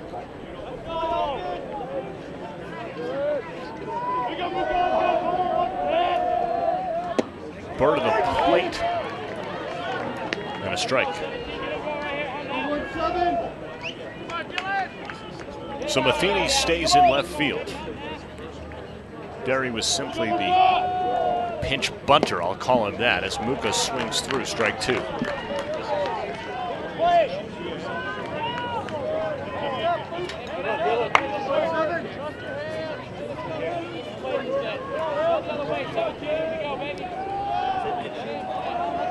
Burr's thrown 100+ pitches 5 times this season as he tops 80. No less than 7 strikeouts in any outing this season. He had 1 in the 1st, 1 in the 2nd, 2 in the 3rd, and 1 in the 4th. So 5 so far as Muka reaches out and sprays one to dead center. Ben Hoffman caps that one, and there's 1 away.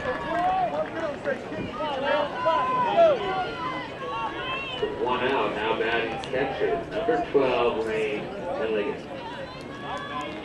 Burr's in the 5th. He's pitched 4 or more innings in every outing this year. He's gone complete twice. Given up 3 hits so far. The most he's given up in a game this season is 6. He's got a 1-hitter and 3 3-hitters. Just 10 hits allowed in his last 20 1/3 innings entering today's game.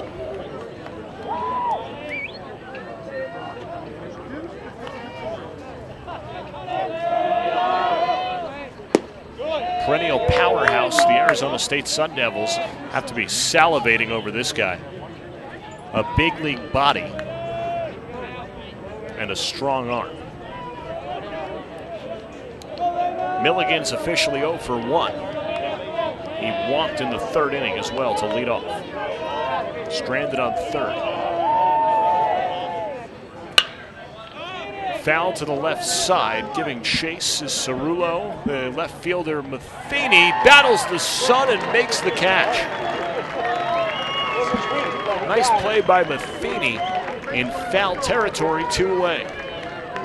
Nice play in left field, foul territory by left fielder Cole Matheny, 2 out. Now batting, third baseman, number 22. Matheny with the shades on, the brim of his cap pulled down, and saw that one into his glove. Now Jax, who's 1 for 2. A single in the 3rd. He advanced on the throw by the fielder, and he was stranded at 3rd base in inning number 3.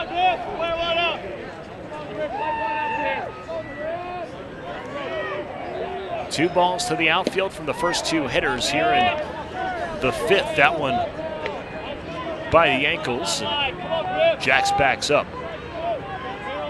Cherry Creek Bruins girls soccer team, state champions of 5A. They've also won tennis and golf titles this year. Looking for number 4.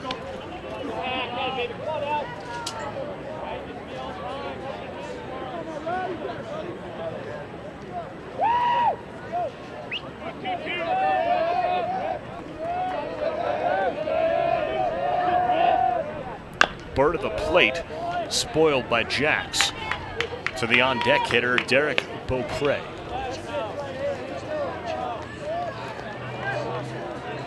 It's amazing to be around some of these guys and think that they're just high school athletes.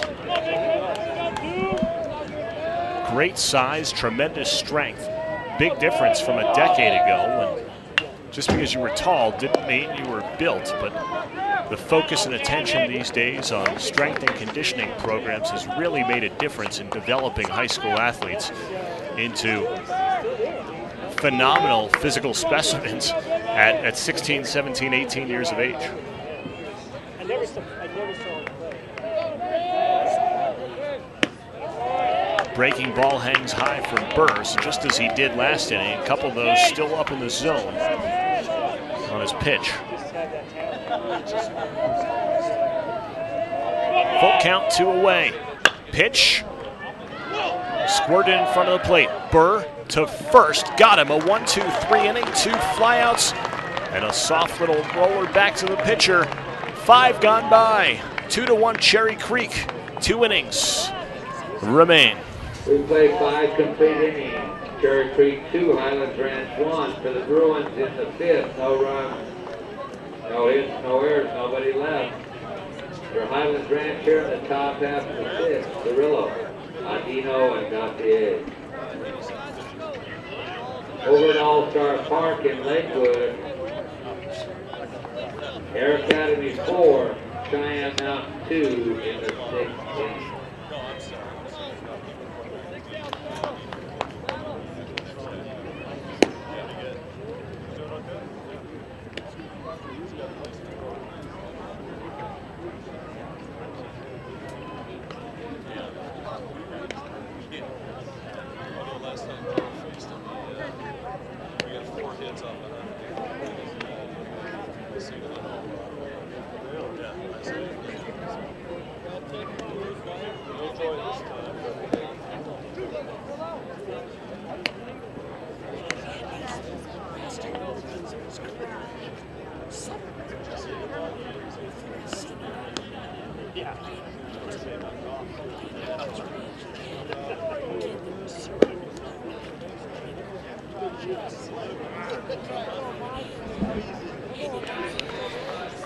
Beautiful Denver South High School. Just behind us here at All City Stadium. One of the huge Denver Public School high schools. You can get a good look at the football and lacrosse field just behind us as we reach inning number 6 at All City. Neither team has scored in the last 3. It's 2-1 Creek. Popped up Cirillo out of play. Cirillo, the number 3 hitter. He struck out in the first and popped out foul to the pitcher in the collision between Casas and Jacks to end the 3rd.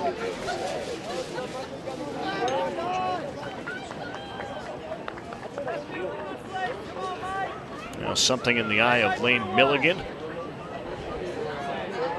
Brent Mullikins gives him time. Excuse me, Mullenix.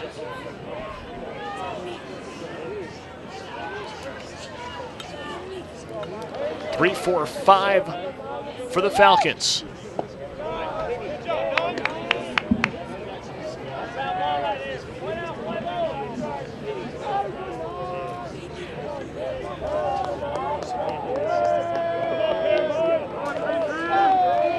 '80th pitch of the game from Casas is well high and wide, 2-1.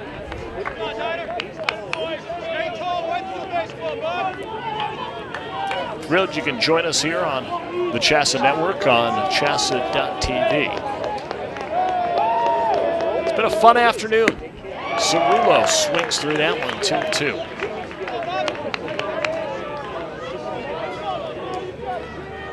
A shutout in game number 1, 4-0 for Regis Jesuit.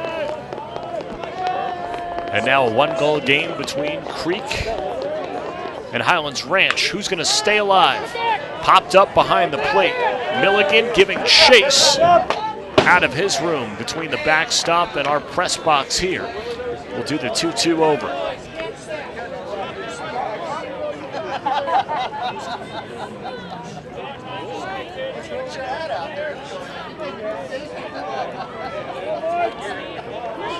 Game starting tomorrow morning here at All City Stadium at 10 a.m. local time. That's 12 Eastern.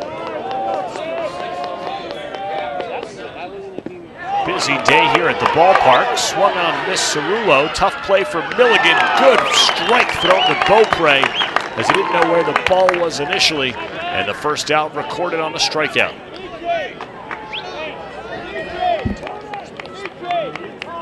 Now batting for the Falcons, shortstop number 5, Tony. Good thing Derek Beaupre is 6'4" taller. Lane Milligan's throw would have gone sailing. Beaupre used his entire size and height, and the glove on his left hand. He is a right-handed thrower to record the putout.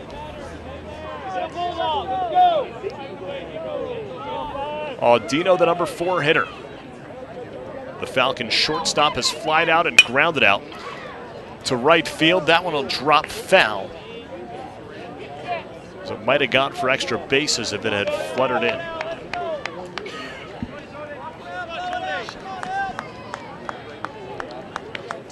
Casas still looking strong. Only the one unearned run up against him here today.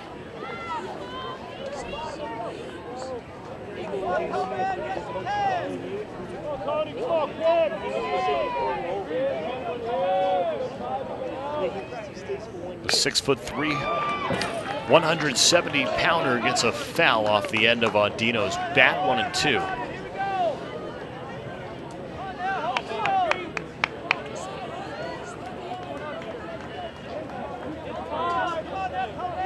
Casas hasn't given up a home run all season.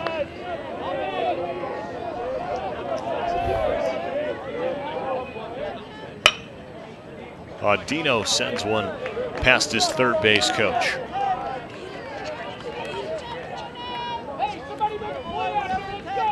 Six 6-0 entering play. Looking for number 7, the Bruins, with just 3 blemishes on their mark. 13-1 record in conference this year. They lost to Legend and fell to the losers bracket by a score of 3-2. The 41st ranked national team by Max Preps. The 2-2, well outside. Count runs full with 1 out.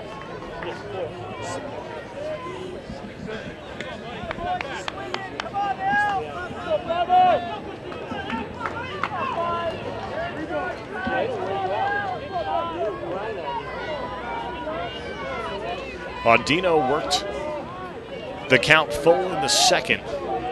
He's worked it full again here in the 6th and earns a 1-out walk.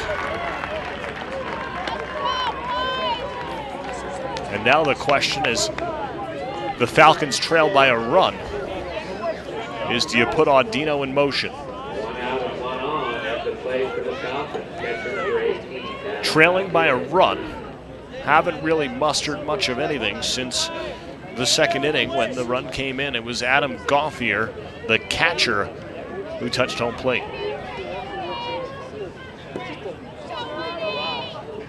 Speaking of Gauthier, he's the man at the plate as Audino takes his spot at first. Connor McFadden in the on-deck circle.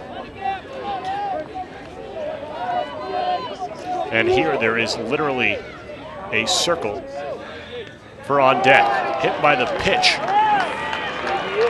On the first pitch with Gauthier. And thought in the first game there should have been a take one for the team by one of the batters. That one probably could have gotten away, would have been Gauthier, but took that one off the shoulder, and now 2 on with 1 out for Connor McFadden.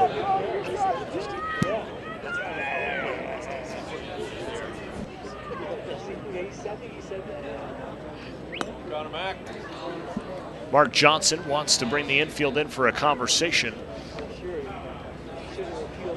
The Falcons trio of batter and runners, and its coach down the third base line huddle up as well.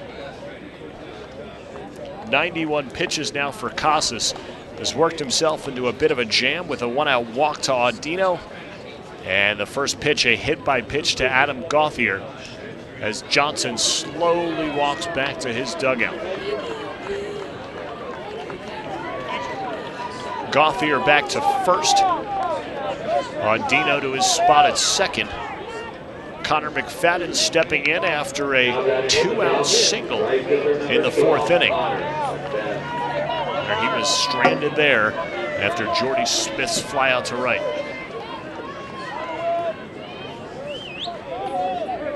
Casas approaching the pitch count that Mark Johnson had him on.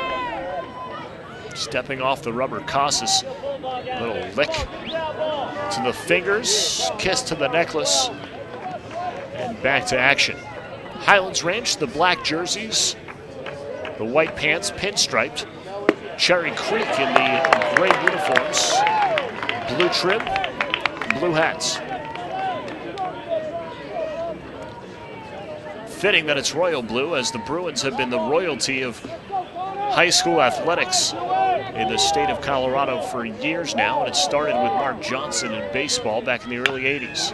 McFadden a piece of that one as he fouls it off. 0-2.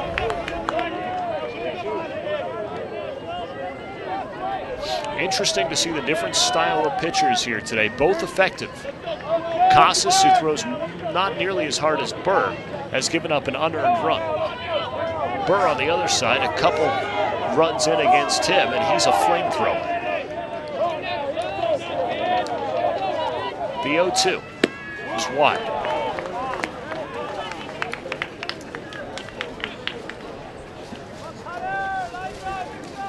Jordy Smith on deck, he's 0 for 2. He reached on an error by the third baseman, Griffin Jacks, in the third.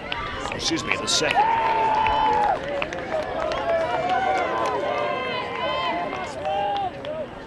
Pitch, reaching out to flare it to the right side was McFadden. Bow play quickly off his line, makes the catch. 2 away, the runners can't advance. 2 out and 2 on. Play. Number 13, first baseman, Huge situational opportunity here for the senior in Smith. He's got 10 RBIs this season. He's scored 14 runs.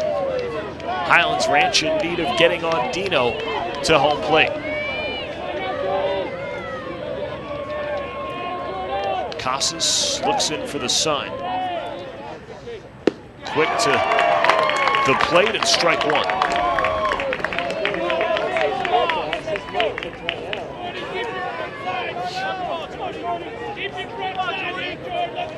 Smith with 6 extra base hits this season. The outfield is deep. It would take just a single to them probably to bring home on Dino. Casas put a little extra on that one. It was wide of the plate. 1-1.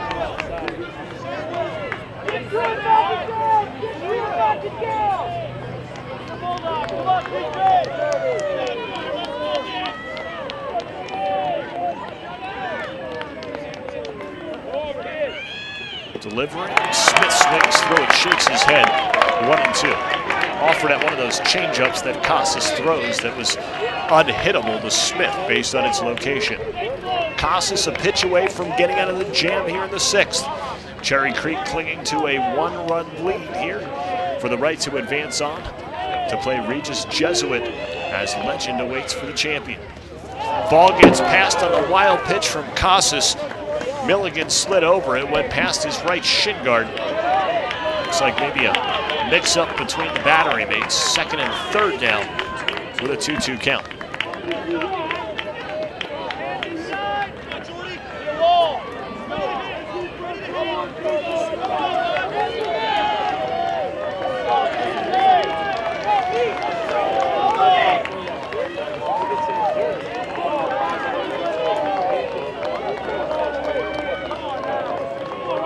2-2, 2 outs, 2 runners on. Casas delivers, ball sent to the shortstop.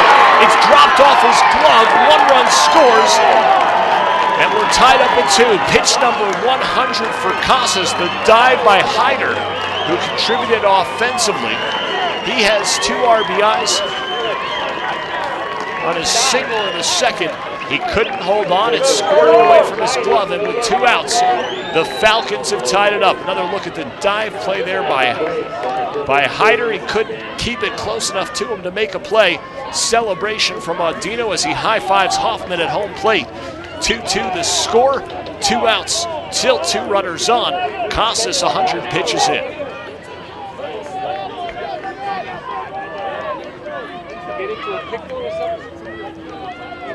Officially a hit and an RBI for Jordy Smith. Now Ben Hoffman. Milligan making a nice stop. Hoffman is 2 for 2. Singled in the second, driving in a run. And singled in the 5th. He bats here in the 6th in a clutch spot with 2 away.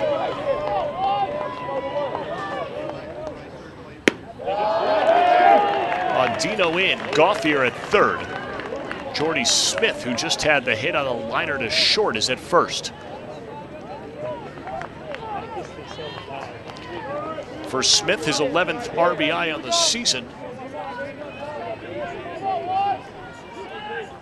Hoffman squares around, pulls it back.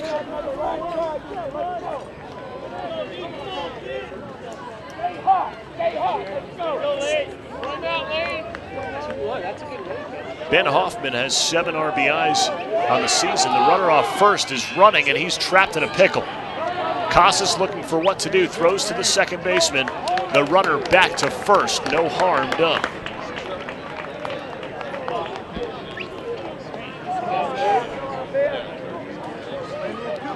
Smith was running, there's 2 outs. Casas could have gone right after him and probably gotten his way out of the inning. Although with the runner on 3rd and Gauthier, it's who reaches the plate or makes the tag sooner.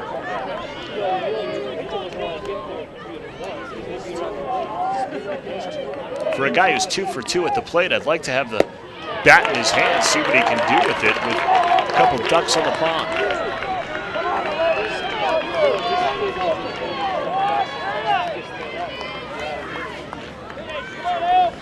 Gauthier on 3rd. Smith on 1st. 1 run already in. Hoffman's 2 for 2 on the day. He's facing a 2-2 pitch with 2 outs. Gauthier stutter step at 3rd. Hoffman on the changeup, down swinging. But 1 runner cross for Highlands Ranch ties the score at 2 apiece. It's an RBI single from Jordy Smith that brings in Tony Audino. Hoffman swinging. Bottom of the 6th we go, 2-2 the score. It's 2-2. Going to the home half of the 6th for the Bruins. Both Bray, Jenkins, and 4, 5, and 6.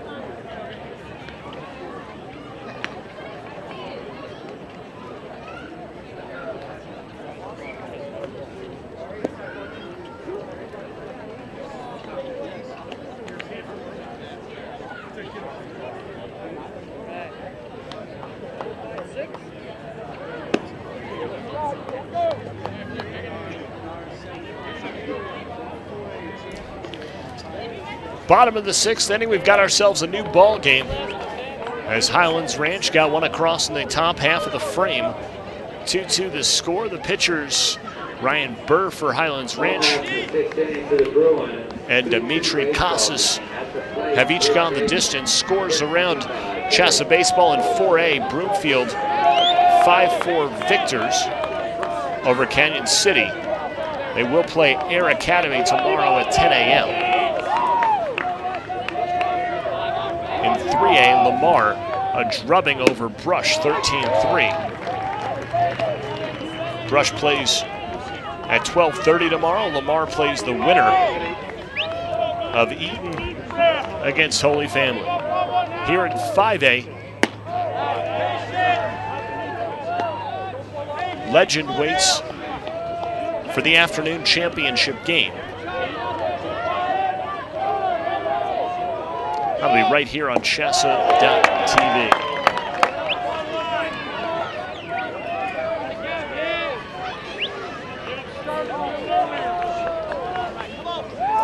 Two-1 to Beaupre. Leading off here in the bottom of the 6th inning, swings through that one, 2-2.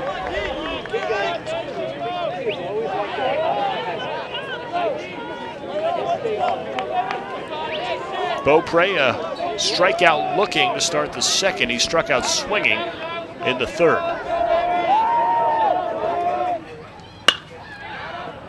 Sends this one down the left field line, foul into his team's bullpen. Don't see any action right now from our vantage point. Looks like Casas will be the man that Mark Johnson trots out there to start the 7th.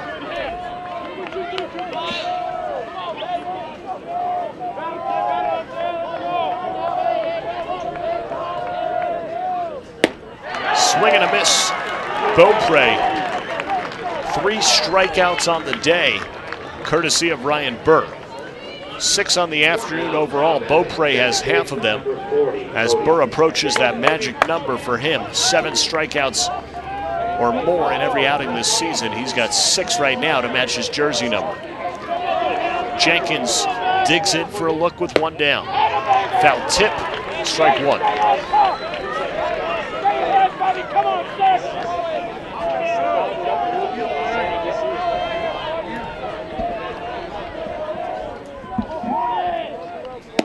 Burr to the plate. That fastball catches the corner, 0-2.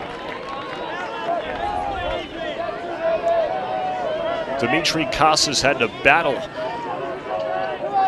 to get out with just 1 run against in the top half of the inning. Ryan Burr looks to be getting stronger here in the bottom frame. Swing and a miss, strike 3. Now he's at that 7 number, strikeouts in the last 2 hitters. Ethan Keng, will he be his next victim?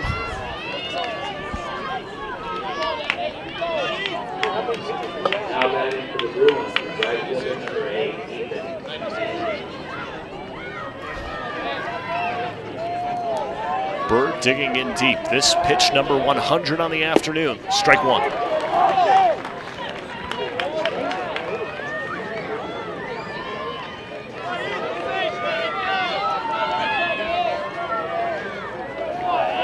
Kang reached on a fielder's choice and scored in the 2nd. Grounded out to second base to lead off the 4th. It's a 1-1 count to him now in the 6th.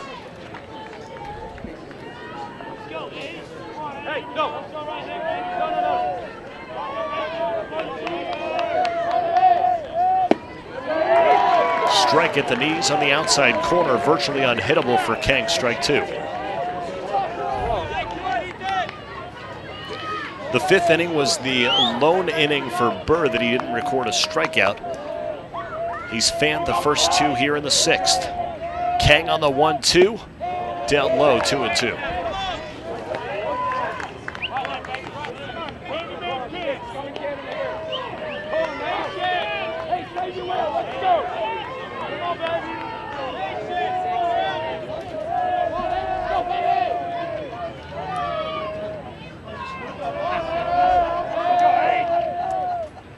Pitch just missing the corner as Burr was a half step toward his dugout.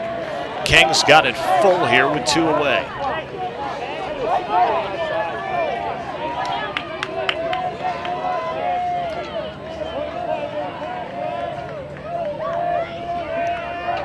The stare from the pitcher, delivers, struck out the side, did Ryan Burr. Screams at his teammates in excitement. 6 innings in the books.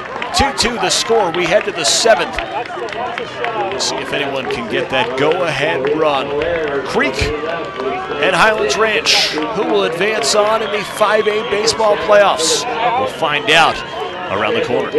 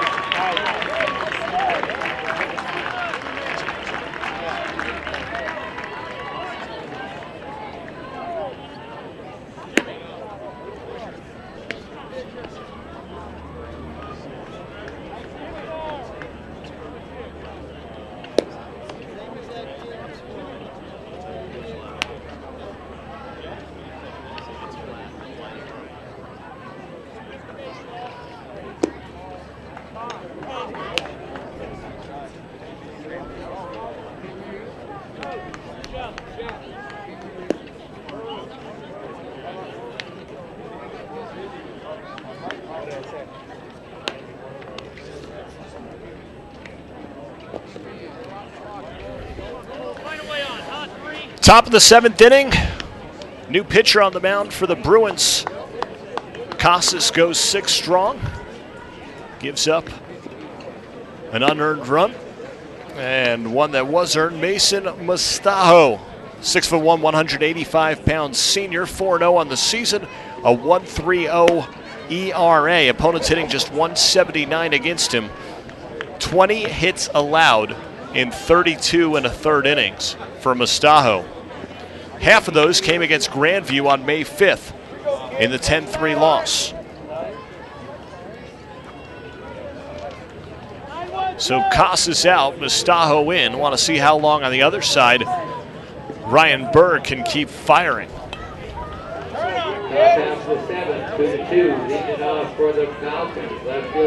Musto not the same control that Casas has.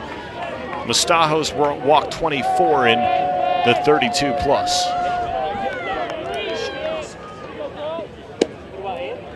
His first pitch of the game is outside, 1-0. Now pitching for the Bruins, number 21, Mason Musto. The batter is the number 9 man, Cole Matheny. He was pinch hit for earlier, but allowed to stay in the game. Squares around and bunts that one foul. And again, dating back to that pinch hitting, they pulled Matheny out to get Nick Berry in for a bunt. And then you see Matheny on his own, bunting for a base hit. Infield is back. 1-2 count from Musto here as we start the 7th. 4 hits for Highlands Ranch, 3 for Cherry Creek. Musto sails that one 2-2. Mason Musto from the left side of the rubber looking in. Lane Milligan, the sign, through the hole for a leadoff single for Cole Matheny. So the leadoff man on for Highlands Ranch to start the 7th. Back to the top of the order and Jimmy Mann. Seeing eye single for Matheny through the left side. It got past Jackson Hyder. And now Mann comes up.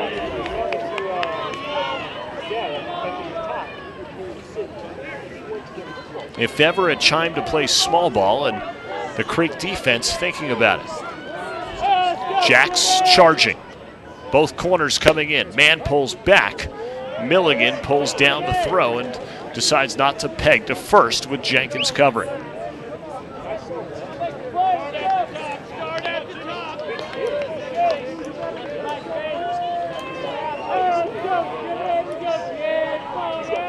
Lead off first, the throw, and Matheny back safely.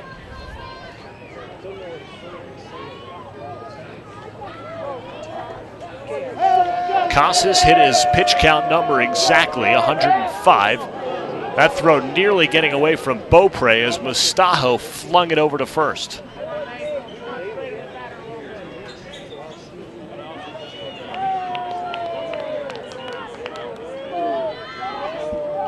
No action in either pen right now. It's Musto and Burr who will battle it out. Leadoff man on for the Falcons. bunt from Mann is foul.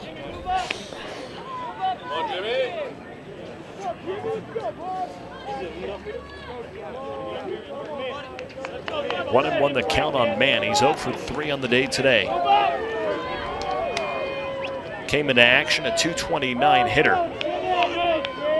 Charging again, the third baseman being held on. First baseman Beaupre as he charges, and another failed bunt attempt from Mann.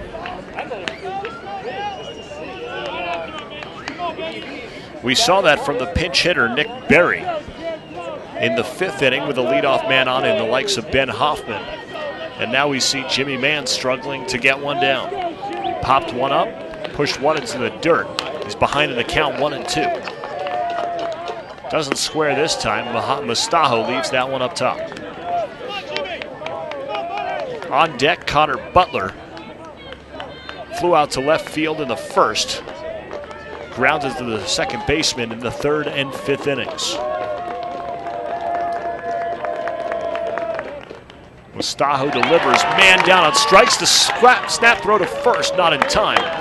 Back to the bag is Matheny, one away on the strikeout to Mann. That's a play for the Falcons. Second baseman number 24, Connor Butler. I couldn't figure out why he took it out. Highlands Ranch has struggled this afternoon in the sacrifice department, unable to get a bunt down, so a runner remains at first with one away.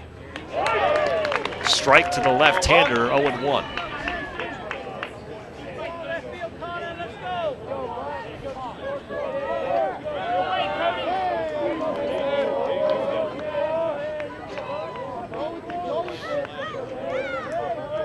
Mustajo to the belt, delivers. Butler slaps it foul.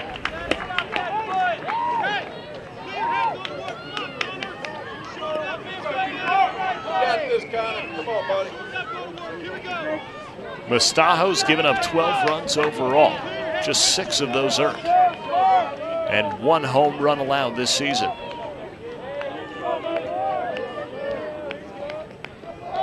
Low crouch at first by Matheny, the runner. Butler swings through that one. Strike 2. Excuse me, strike 3. He's gone. 2 away.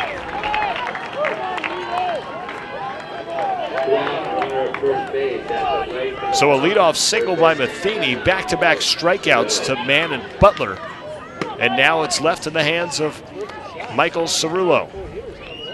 He struck out twice and popped out foul.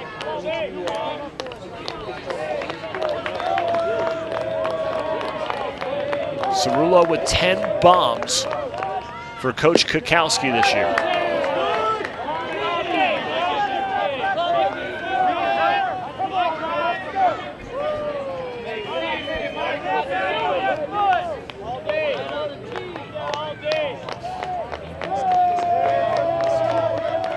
Check it first. The pitch, breaking ball hangs upstairs. 2-0. Well, it doesn't get any easier after Cerullo. Tony Audino behind him came into the game batting .471.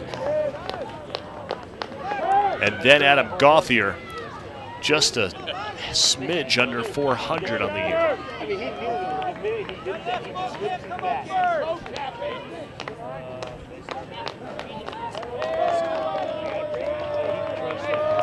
Mustajo delivers. Outside corner for a strike. Let's go, kid. Head down. Little spot in the center of the ball, Mike. Little spot in the center. Let's go. 30 ribbies for Cerullo this season. 31 would give his team the lead. Swing and a miss, strike 2.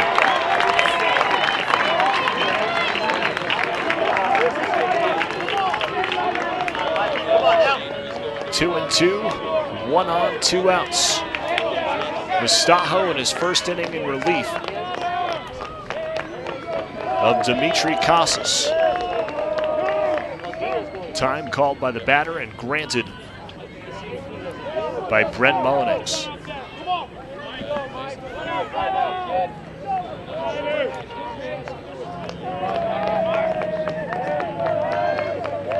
Musto to the chest, delivers that one in the dirt.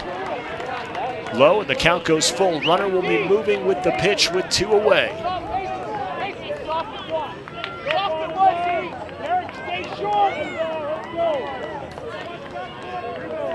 Audino waits on deck.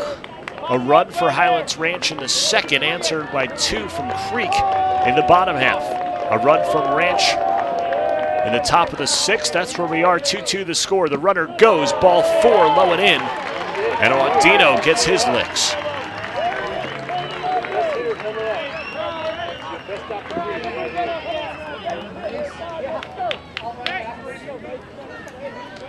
Audino's hitting streak on the line, 10 games coming in.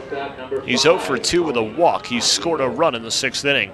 It was the tying run on the RBI single from Jordy Smith.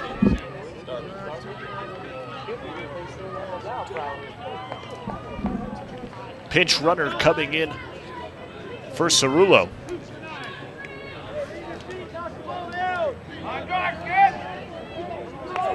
Now running at first base, number 2, Steven Donatel. It'll be the senior wearing number 2, Steve Donatel, is the pinch runner.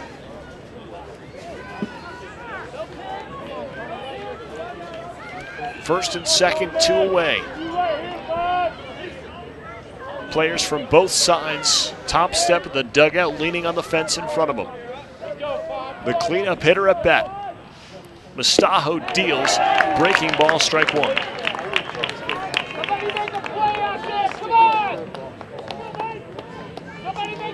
Donatel, a pitcher, 6'5" tall, but he hasn't been in a game in more than a month. Now he gets a chance on the base pass with the leadoff first. Beaupre plays behind him. It's not his run that's as important as the man at second in Cole Matheny, as a strike dropped in there. Way ahead is Musto of Audino.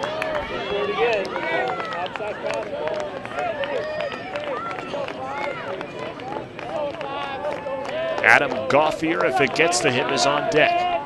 The 0-2 just off the outside, 1-2.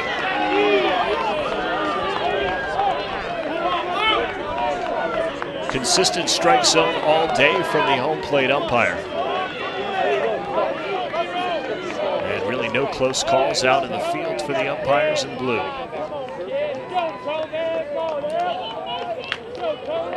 Musto to the plate.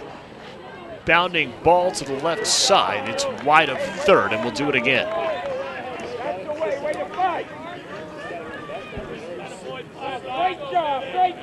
A ball and 2 strikes to Audino.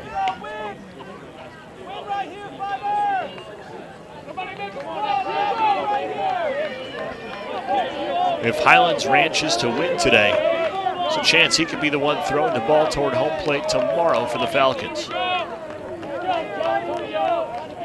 .91 ERA as a pitcher. That pitch caught and looking on the inside. The breaking ball, Audino disagrees. Down on strikes as Musto strikes out the side, sandwiched between a walk and a single. Another look at the strikeout pitch. Musto likes it through 6.5, 2-2. Bottom of the 7th for the Bruins.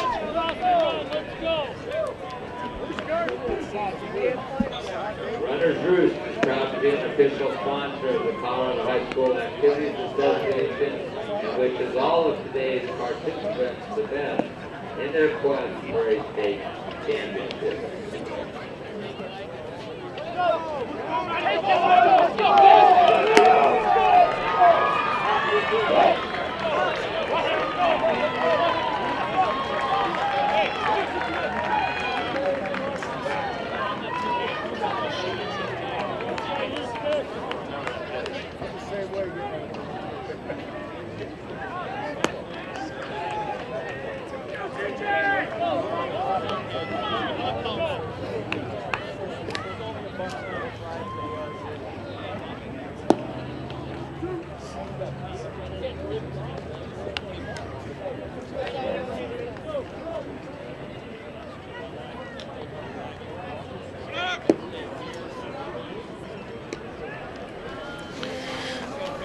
The wind now blowing from right field to left as we head to the bottom of the 7th inning. 2-2 the score. Ryan Burr still on the mound for the Highlands Ranch Falcons. Bottom half of the 7th inning, 2-2. Leading it off for the Bruins. DH number 3, Matt Rendell. He's given up just 1 home run all season. That to Mountain Vista. Just 3 hits against Burr this afternoon through 6 innings of work. As the designated hitter, Matt Rendell, digs in.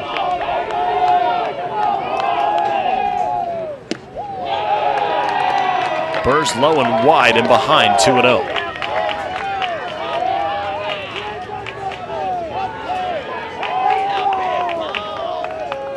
Two complete games this season for Burr. It would have to go extras for him to notch another complete game at this point.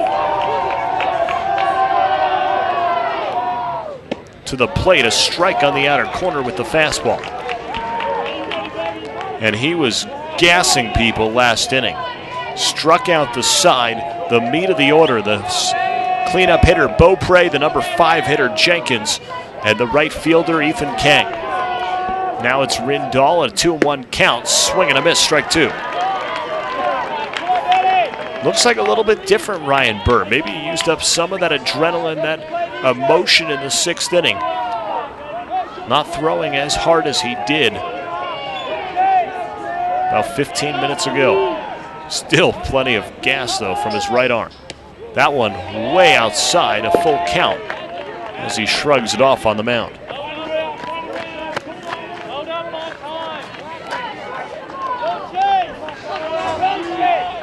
Digging out his landing spot on for the left foot is Burr. Rendell scored a run today, draws a leadoff walk, his 2nd of the game.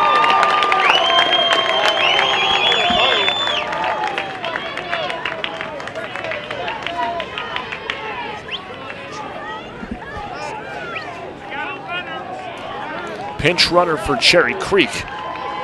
As Rendell's day is done, Alex Gillette will come on and run. He had a stolen base against Legend a week ago in the 3-2 loss. Rendell congratulated Coach Kukowski out to have a conversation. People running everywhere across the infield. They're all allowed, though. It's not a streaker. Mark Johnson discusses things with batter and runner.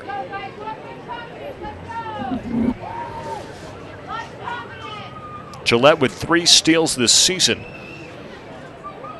He's 0 for 6 in the batter's box, but he's contributed in other ways. Have to wonder if Andy Hyder, who had the 2 RBI single in the 2nd inning, the lone runs for Cherry Creek, will lay one down here.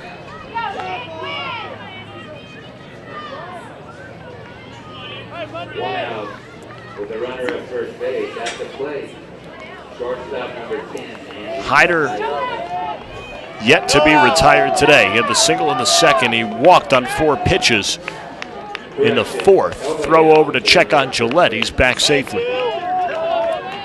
Cerullo way in on the grass at 3rd base. Low crouch Gillette pulling around to square. Snap throw, a nice one from Gauthier, but back in time Gillette. The first baseman is Jordy Smith. He's a right-hander, so he's got a little bit of extra room he has to cover for that snap throw to apply the tag on Gillette. Quick conversation on Dino and Burr. Cerullo no more than 65 feet from home plate. Charging, squaring, bunt gets down to the pitcher. Bobbled by Burr, bobbled again. The throw just in time at first base to get Hyder. The runner advances one away. Burr nearly cost his team even that out at first.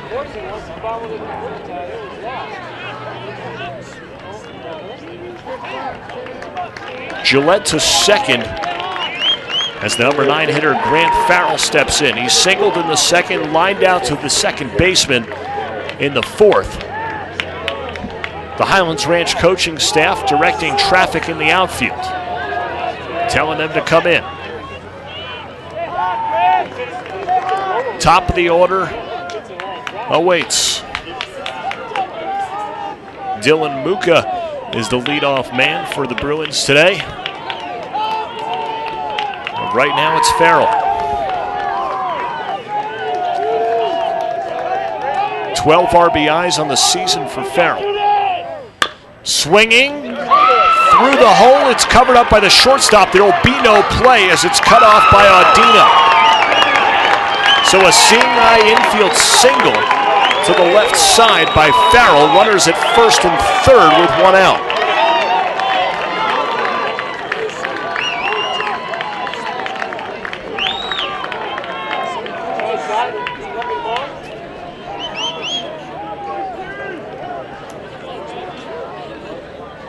Coaching staff still directing traffic, bringing him in. A deep ball would lose it for the Falcons.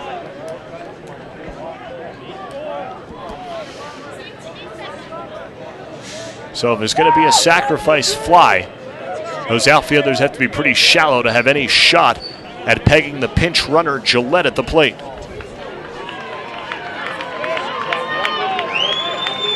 Ryan Burr has lost 2 games this season to go along with 5 wins.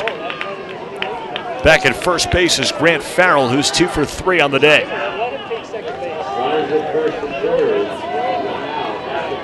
Now the junior Dylan Muka had 3 RBIs against Grandview a few days ago. Charging the first baseman, Muka swings through it 0-1.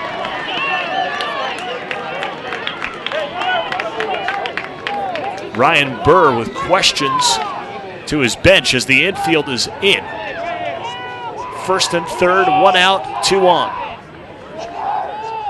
Squaring Muka, almost crossed up Gauthier as he came across the plate, and that one very easily could have been what would have been credited as, I guess, a wild pitch, even though it really would have been a pass ball.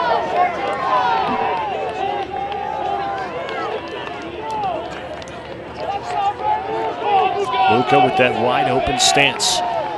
It all comes down to this. Who will move on to tomorrow? Burr gets Muka to swing through it 1-2. Lane Milligan on deck. Falcons not concerned about a double play, just concerned about preventing that runner from scoring from third.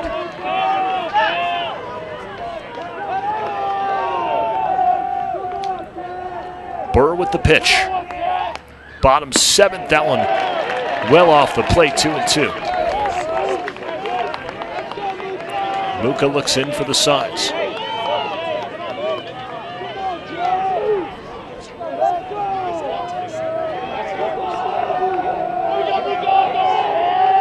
Burr delivers. Muka pops it up foul. Going back, Gauthier. He'll run out of room. It'll hold it 2-2. Burr with a deep sigh as he gets a fresh ball from the home plate umpire.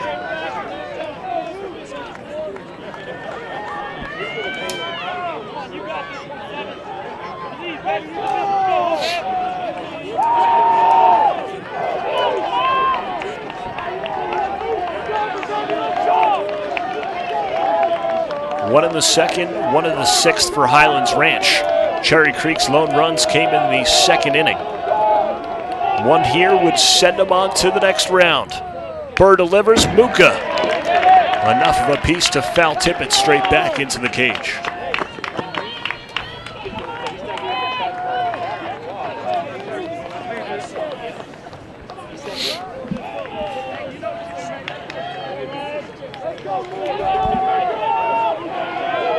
Nervous tension here in All City. A victory earlier today for Regis Jesuit. The Raiders play tomorrow. Runner starts going towards second. No throw from Gauthier. The infielders say we don't even care about that runner, which with a full count now would lead me to believe you'd put Muka on. First base open. Want to get the force at home plate. I don't know why you would pitch to him.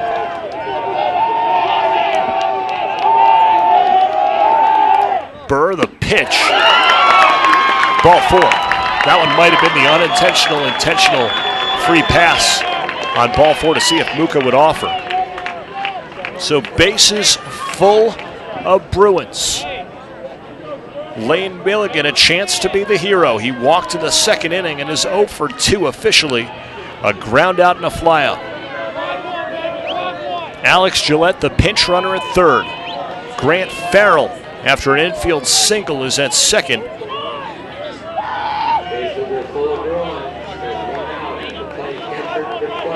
Dylan Muka at first. Burr continues to labor. Milligan swinging on the first pitch, fouls it off. Milligan with 26 RBIs this season.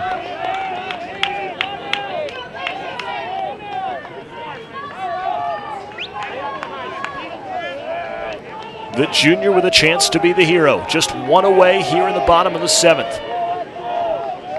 After striking out the side in the 6th, Burr delivers. Another foul off by Milligan.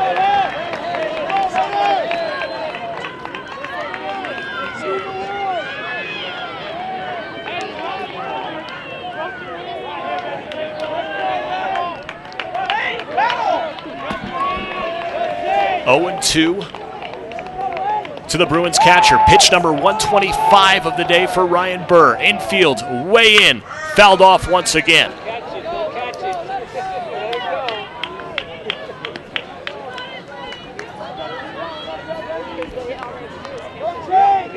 The center fielder, Ben Hoffman, only about 50 feet into the outfield behind second base grass. The right fielder, Connor McFadden, is shallow as well. There's the back of Hoffman and the number 16 jersey of Grant Farrell, the runner on second. Burr to the plate. It's up high for a ball.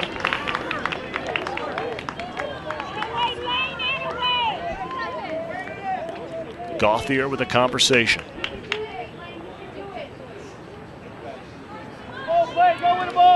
A ball and 2 strikes. Bases loaded, 1 out. The number 2 hitter, Lane Milligan, at the dish.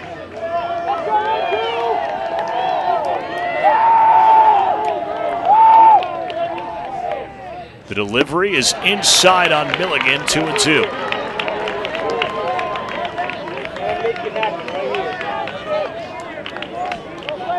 This a 7-inning game. Burr threw 6 1/3 now, 127 tosses to Gauthier. Milligan swings, hit to the first baseman, force play at home is made. Jordy Smith completes to Adam Gauthier. The runners move up a base. The base is loaded now with 2 outs for the third baseman, Griffin Jacks.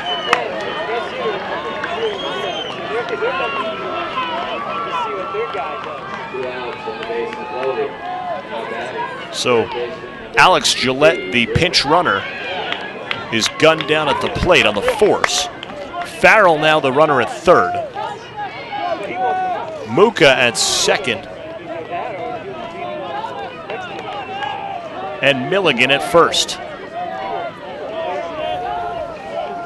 Jacks, who almost came out of the game earlier after an injury, has a chance to be the hero. Burr paints the outside corner for a strike.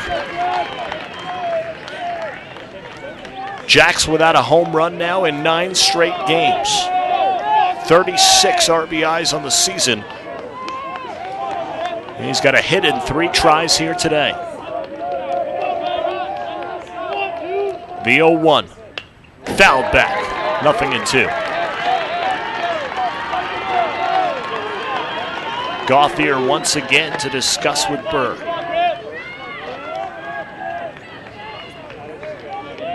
Outfield is further back now, as a fly ball would send us to extras. 2 strikes the count to the hitter, Jacks. 15 extra base hits on the season. All it takes is a single to advance Cherry Creek. Burr to the plate. Just missed.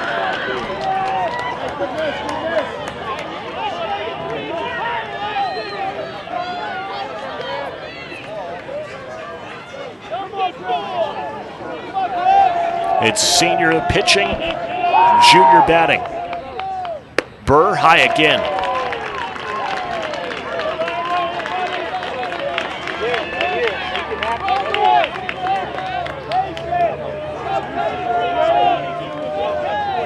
Jacks wearing the number 22 jersey. Struck out just 13 times all season. Third base runner who starts, stops, bluffs, tries to distract Burr, and it all comes down to 1 pitch. 3 balls, 2 strikes, 2 outs. The runners will be on the move. Fans on their feet in All City. This is what you pay for in baseball. The dream situation, you always envision this as a kid. Winning the World Series, well, for Griffin Jacks, a chance to advance his team further on in the state tournament. The full count pitch to the right side squibbed. It's played there by Jordy Smith on the tricky knuckleball hop. And we head to extra innings. Ryan Burr, deep into the game, uses every possible pitch he can. And the Falcons get out of it after the Bruins strand the bases loaded. Extra innings at All City Stadium. We'll be back in a moment. You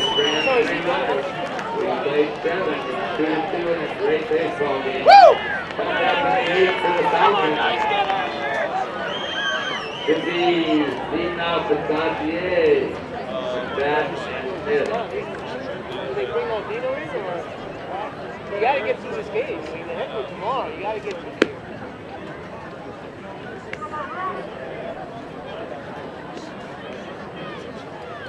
Yeah, that's why baseball is the best game there is. You know, there's no clock in baseball. I mean, I don't care what level it is. It's still.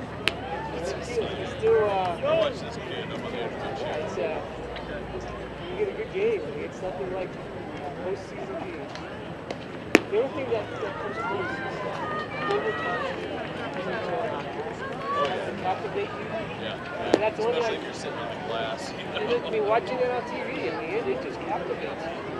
Because any little thing, you don't know what it's going to be. That's the 8th inning, 2-2 game. That's the place for the Falcons. Catcher number 18, Adam Gauthier.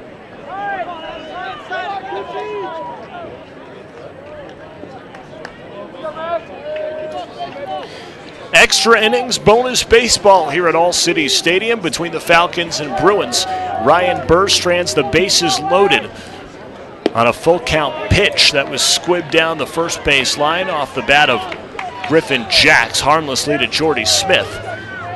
As Mason Musto returns to work, that ball driven down the left field line, cut off by the left fielder Grant Farrell, and a leadoff single for Adam Gauthier, the catcher.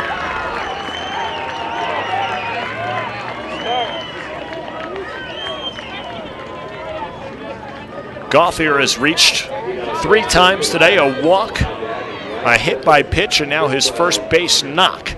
It comes here in extras to start the 8th.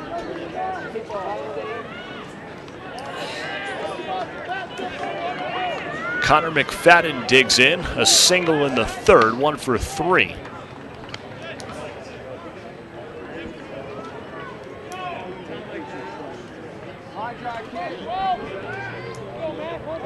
Mustajo with the light post shadow covering him on the mound and swinging around to bunt McFadden, who popped to the first baseman in his last plate appearance in the 6th.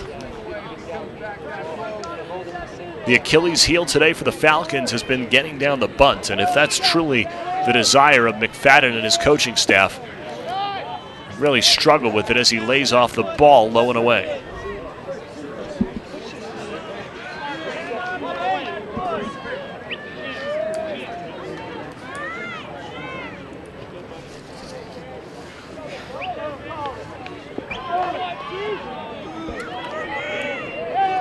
A .340 hitter. McFadden squaring around once again. That one almost caught him for ball 2.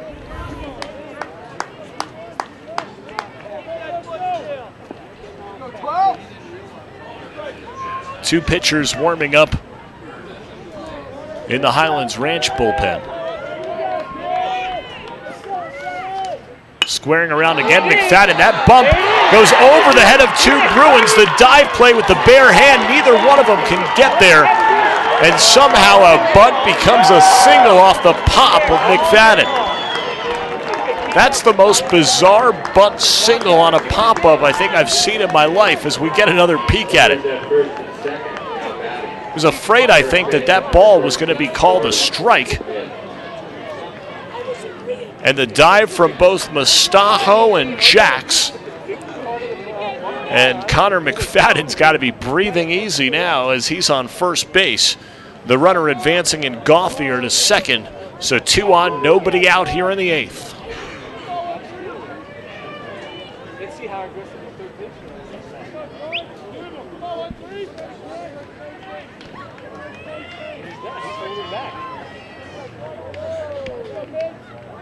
Musto pickoff play on. The second baseman, Cody Jenkins, is there for it.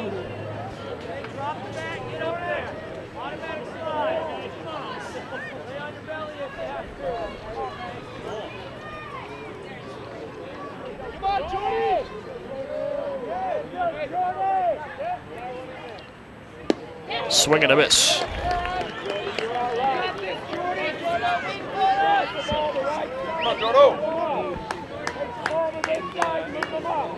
Jordy Smith with a couple of bunt sacrifices this season, and with the infield the line the way it is, if he could push one down the first base line, he might even have himself a single, but at least would advance the runners to second and third with just look out, one away.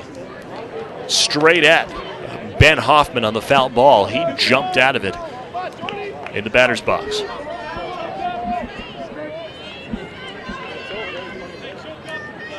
Two strikes for Smith. It's interesting. You wonder if the coaches just gave up on the bunt finally after the lack of success. But here's a guy who can actually lay it down. Musto to Smith. The changeup got him. First out of the inning on the strikeout. One away.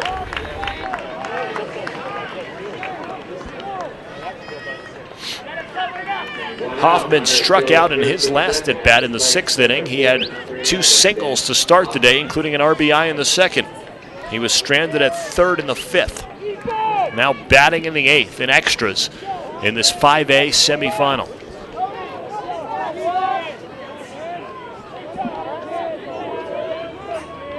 Wheel play on.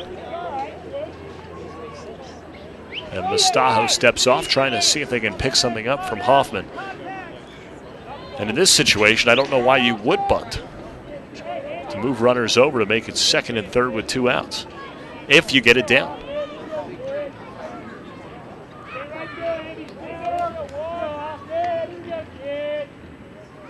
Hoffman swings, hits it toward the Cherry Creek dugout. Strike 1.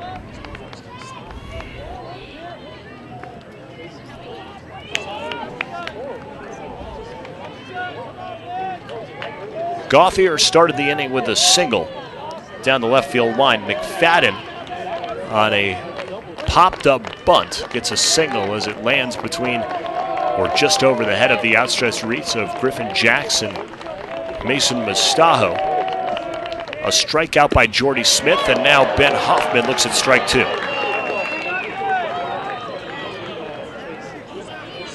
Nice guy, but there's a reason why.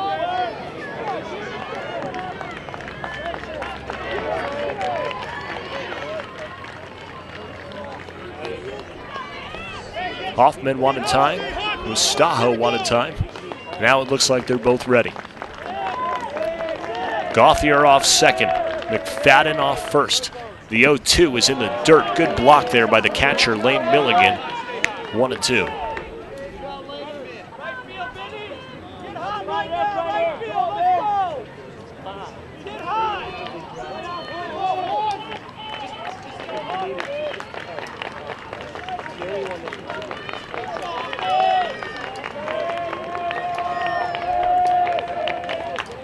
Musto to the plate. Breaking ball got him. Change speeds on Hoffman. Back-to-back strikeouts after the first two batters reached. And it's now in the hands of Cole Matheny. Matheny flew out to center field in the second. He singled in the seventh to get things going. Was stranded at second.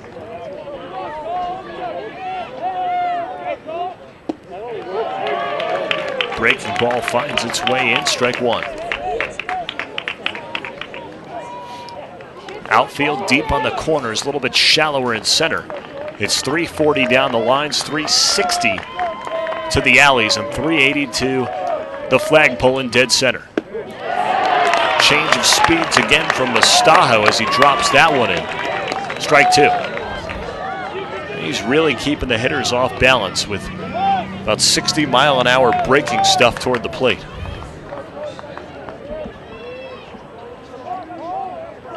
Setting up outside is Milligan, hitting the spot, a backwards K, strikeout from Musto. 2 hits to the first 2 batters, 3 straight strikeouts from the pitcher as we go to the bottom of the 8th inning. 2-2 extras here at All City. 2 runs left on base. 7 1/8 innings in, it's 2-2. Here comes the Bruins in the 8th. Both Trey, Jenkins,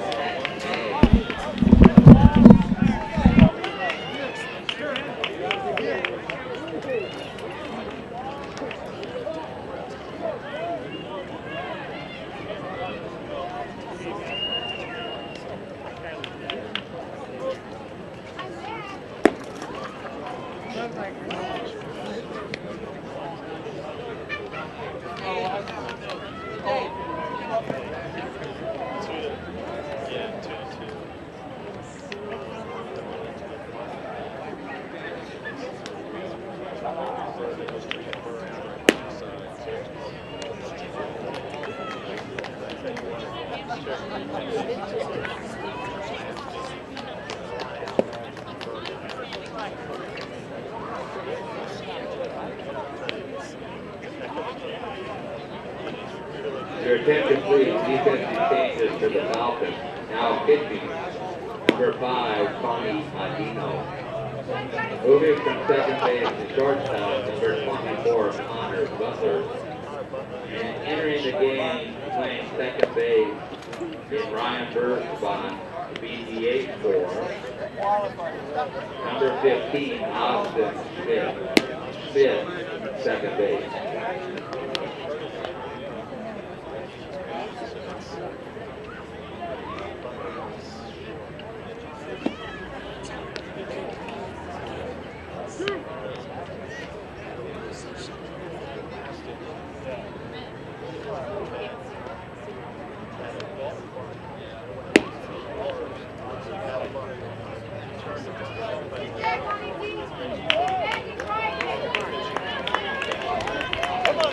Defensive changes and a new pitcher for Highlands Ranch. Tony Audino moves from shortstop to the pitcher's mount. Audino 7-1 on the season, a .91 ERA and 53 2/3 innings pitched. He only gave up more than 1 earned run once this season in an 8-4 win over Pooter on May 12th. 72 strikeouts, just 10 walks.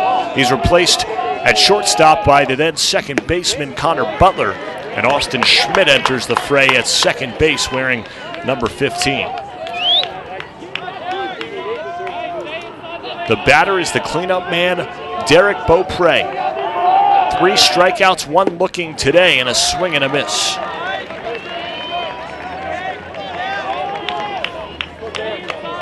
Beaupre's had a couple nice plays in the field. His bat has been silent this afternoon. Little squibber out in front. It goes foul. We'll stay at 0-2.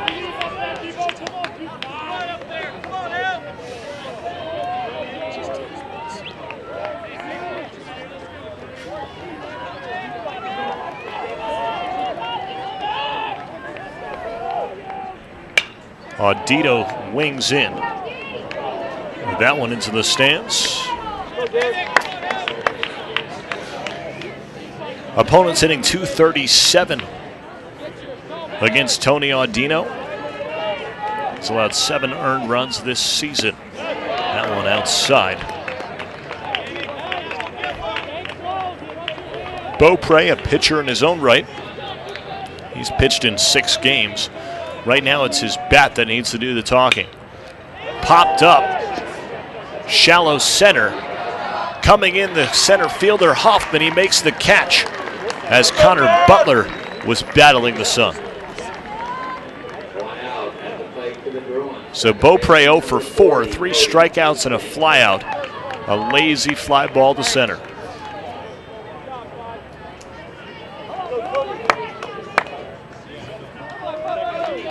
The senior Cody Jenkins up next. Dino with a curveball there that is outside.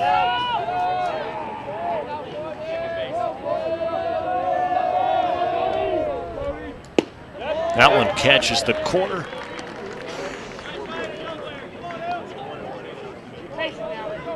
One and one.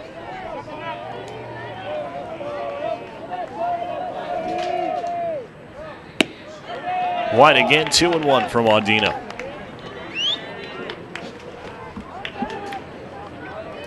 Jenkins, 4 home runs this season. As Audino delivers. And another strike. Looked like the umpire thought it was strike 3. It's only number 2. And it leads to a 2-2 count.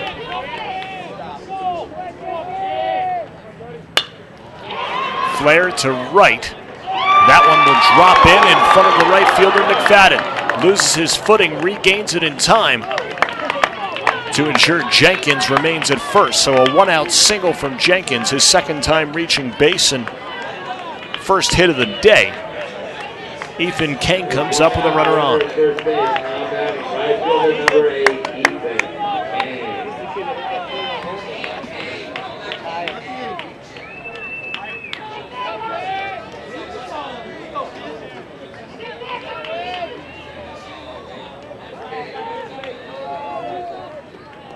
Kang with 6 extra base hits this season, 4 doubles, 2 home runs. Looking for the fences on that one and waving wildly at the changeup from Audino. A .529 slugging percentage for the starting right fielder. Audino, quick pitch to the plate. Did he go? Yes, he did, said the first place umpire. So 0-2 on Kang.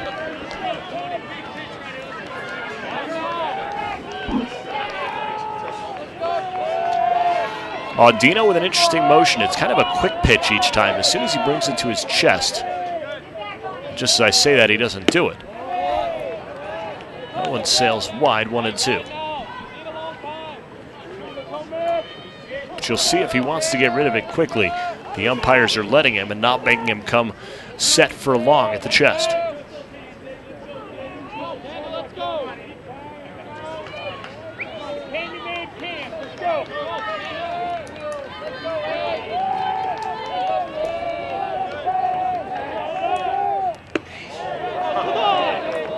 From 0-2 now to 2-2 as Jenkins awaits on first. We're in extra innings here in the Class 5A CHSAA State Semifinal. Tomorrow morning, Regis Jesuit against the winner of this game, and Legend awaits that winner of that game. It'll be 2 tomorrow in 5A. One of these teams will be suited up. Caught him looking on the breaking ball, 2nd out of the inning.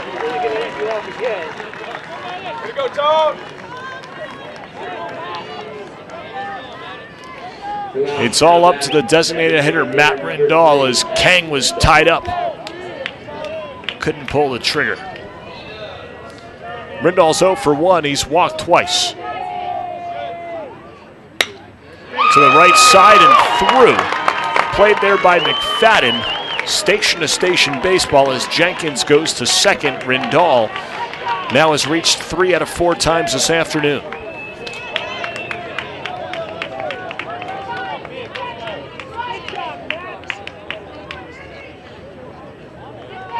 Two out and two off. Now batting. Shortstop number 10, Andy Hyder. 2 outs, 2 runners on the base paths for Andy Hyder, who's got the lone 2 runs driven in for the Bruins. That coming 6 innings ago, back in the second. He also has a walk and a sacrifice bunt, so he's yet to be retired by Highlands Ranch pitching today.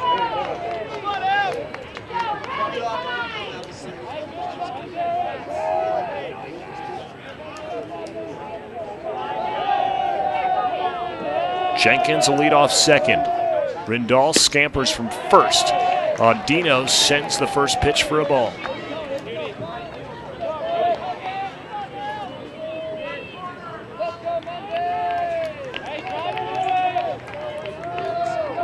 Hyder with 16 driven in on the season entering today's action, 18 now.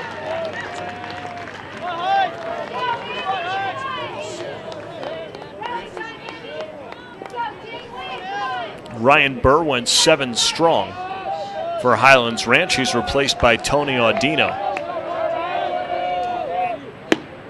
That breaking ball just misses the inside corner. Dimitri Casas went 6 innings of 2-run ball, 1 of them earned.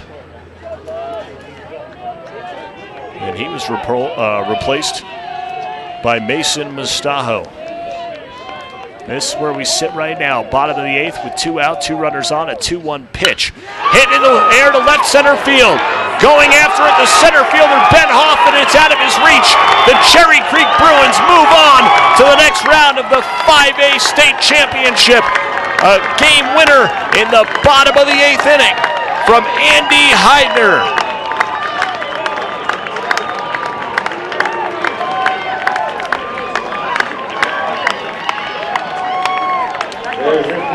A 2-1 pitch in the bottom of the 8th, and Hyder sends one over the head of Ben Hoffman into the gap in left center field. Coming in to score is Cody Jenkins as he touches home. And Andy Hyder, clearly the MVP of today's game. All 3 RBIs for the Cherry Creek Bruins, the first 2 on a single in the second inning. And then the game winner here with 2 outs in the bottom of the 8th, propelling the Cherry Creek Bruins on to face the Regis Jesuit Raiders in tomorrow's game to advance to the state final, where the Legend Titans await. Handshakes, high fives, celebration on the Cherry Creek sideline. It's the Bruins victorious over the Falcons 3-2 from All City Stadium in 5A semifinal action of Colorado State baseball here on the CHSAA Network. Tony Audino takes the loss for the Falcons. Mason Musto in relief. The win for the Bruins. The sprinklers on in the outfield, getting ready for tomorrow's 4A and 5A state championship baseball games. The start from Dimitri Casas for the Cherry Creek Bruins. The finish from Mason Musto in relief. And Cherry Creek moves on to live another day. A new champion will be crowned tomorrow.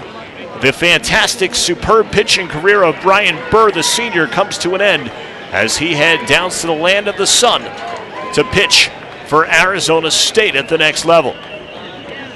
That'll do it for us for Play On Sports Network.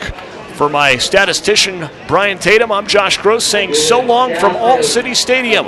The Cherry Creek Bruins 3-2 in extra innings here from a beautiful field on a fantastic Friday afternoon. Enjoy the holiday weekend, everybody. We look forward to seeing you tomorrow for more baseball action. DVDs available at prepfilms.com. This is a CHSAA.TV presentation.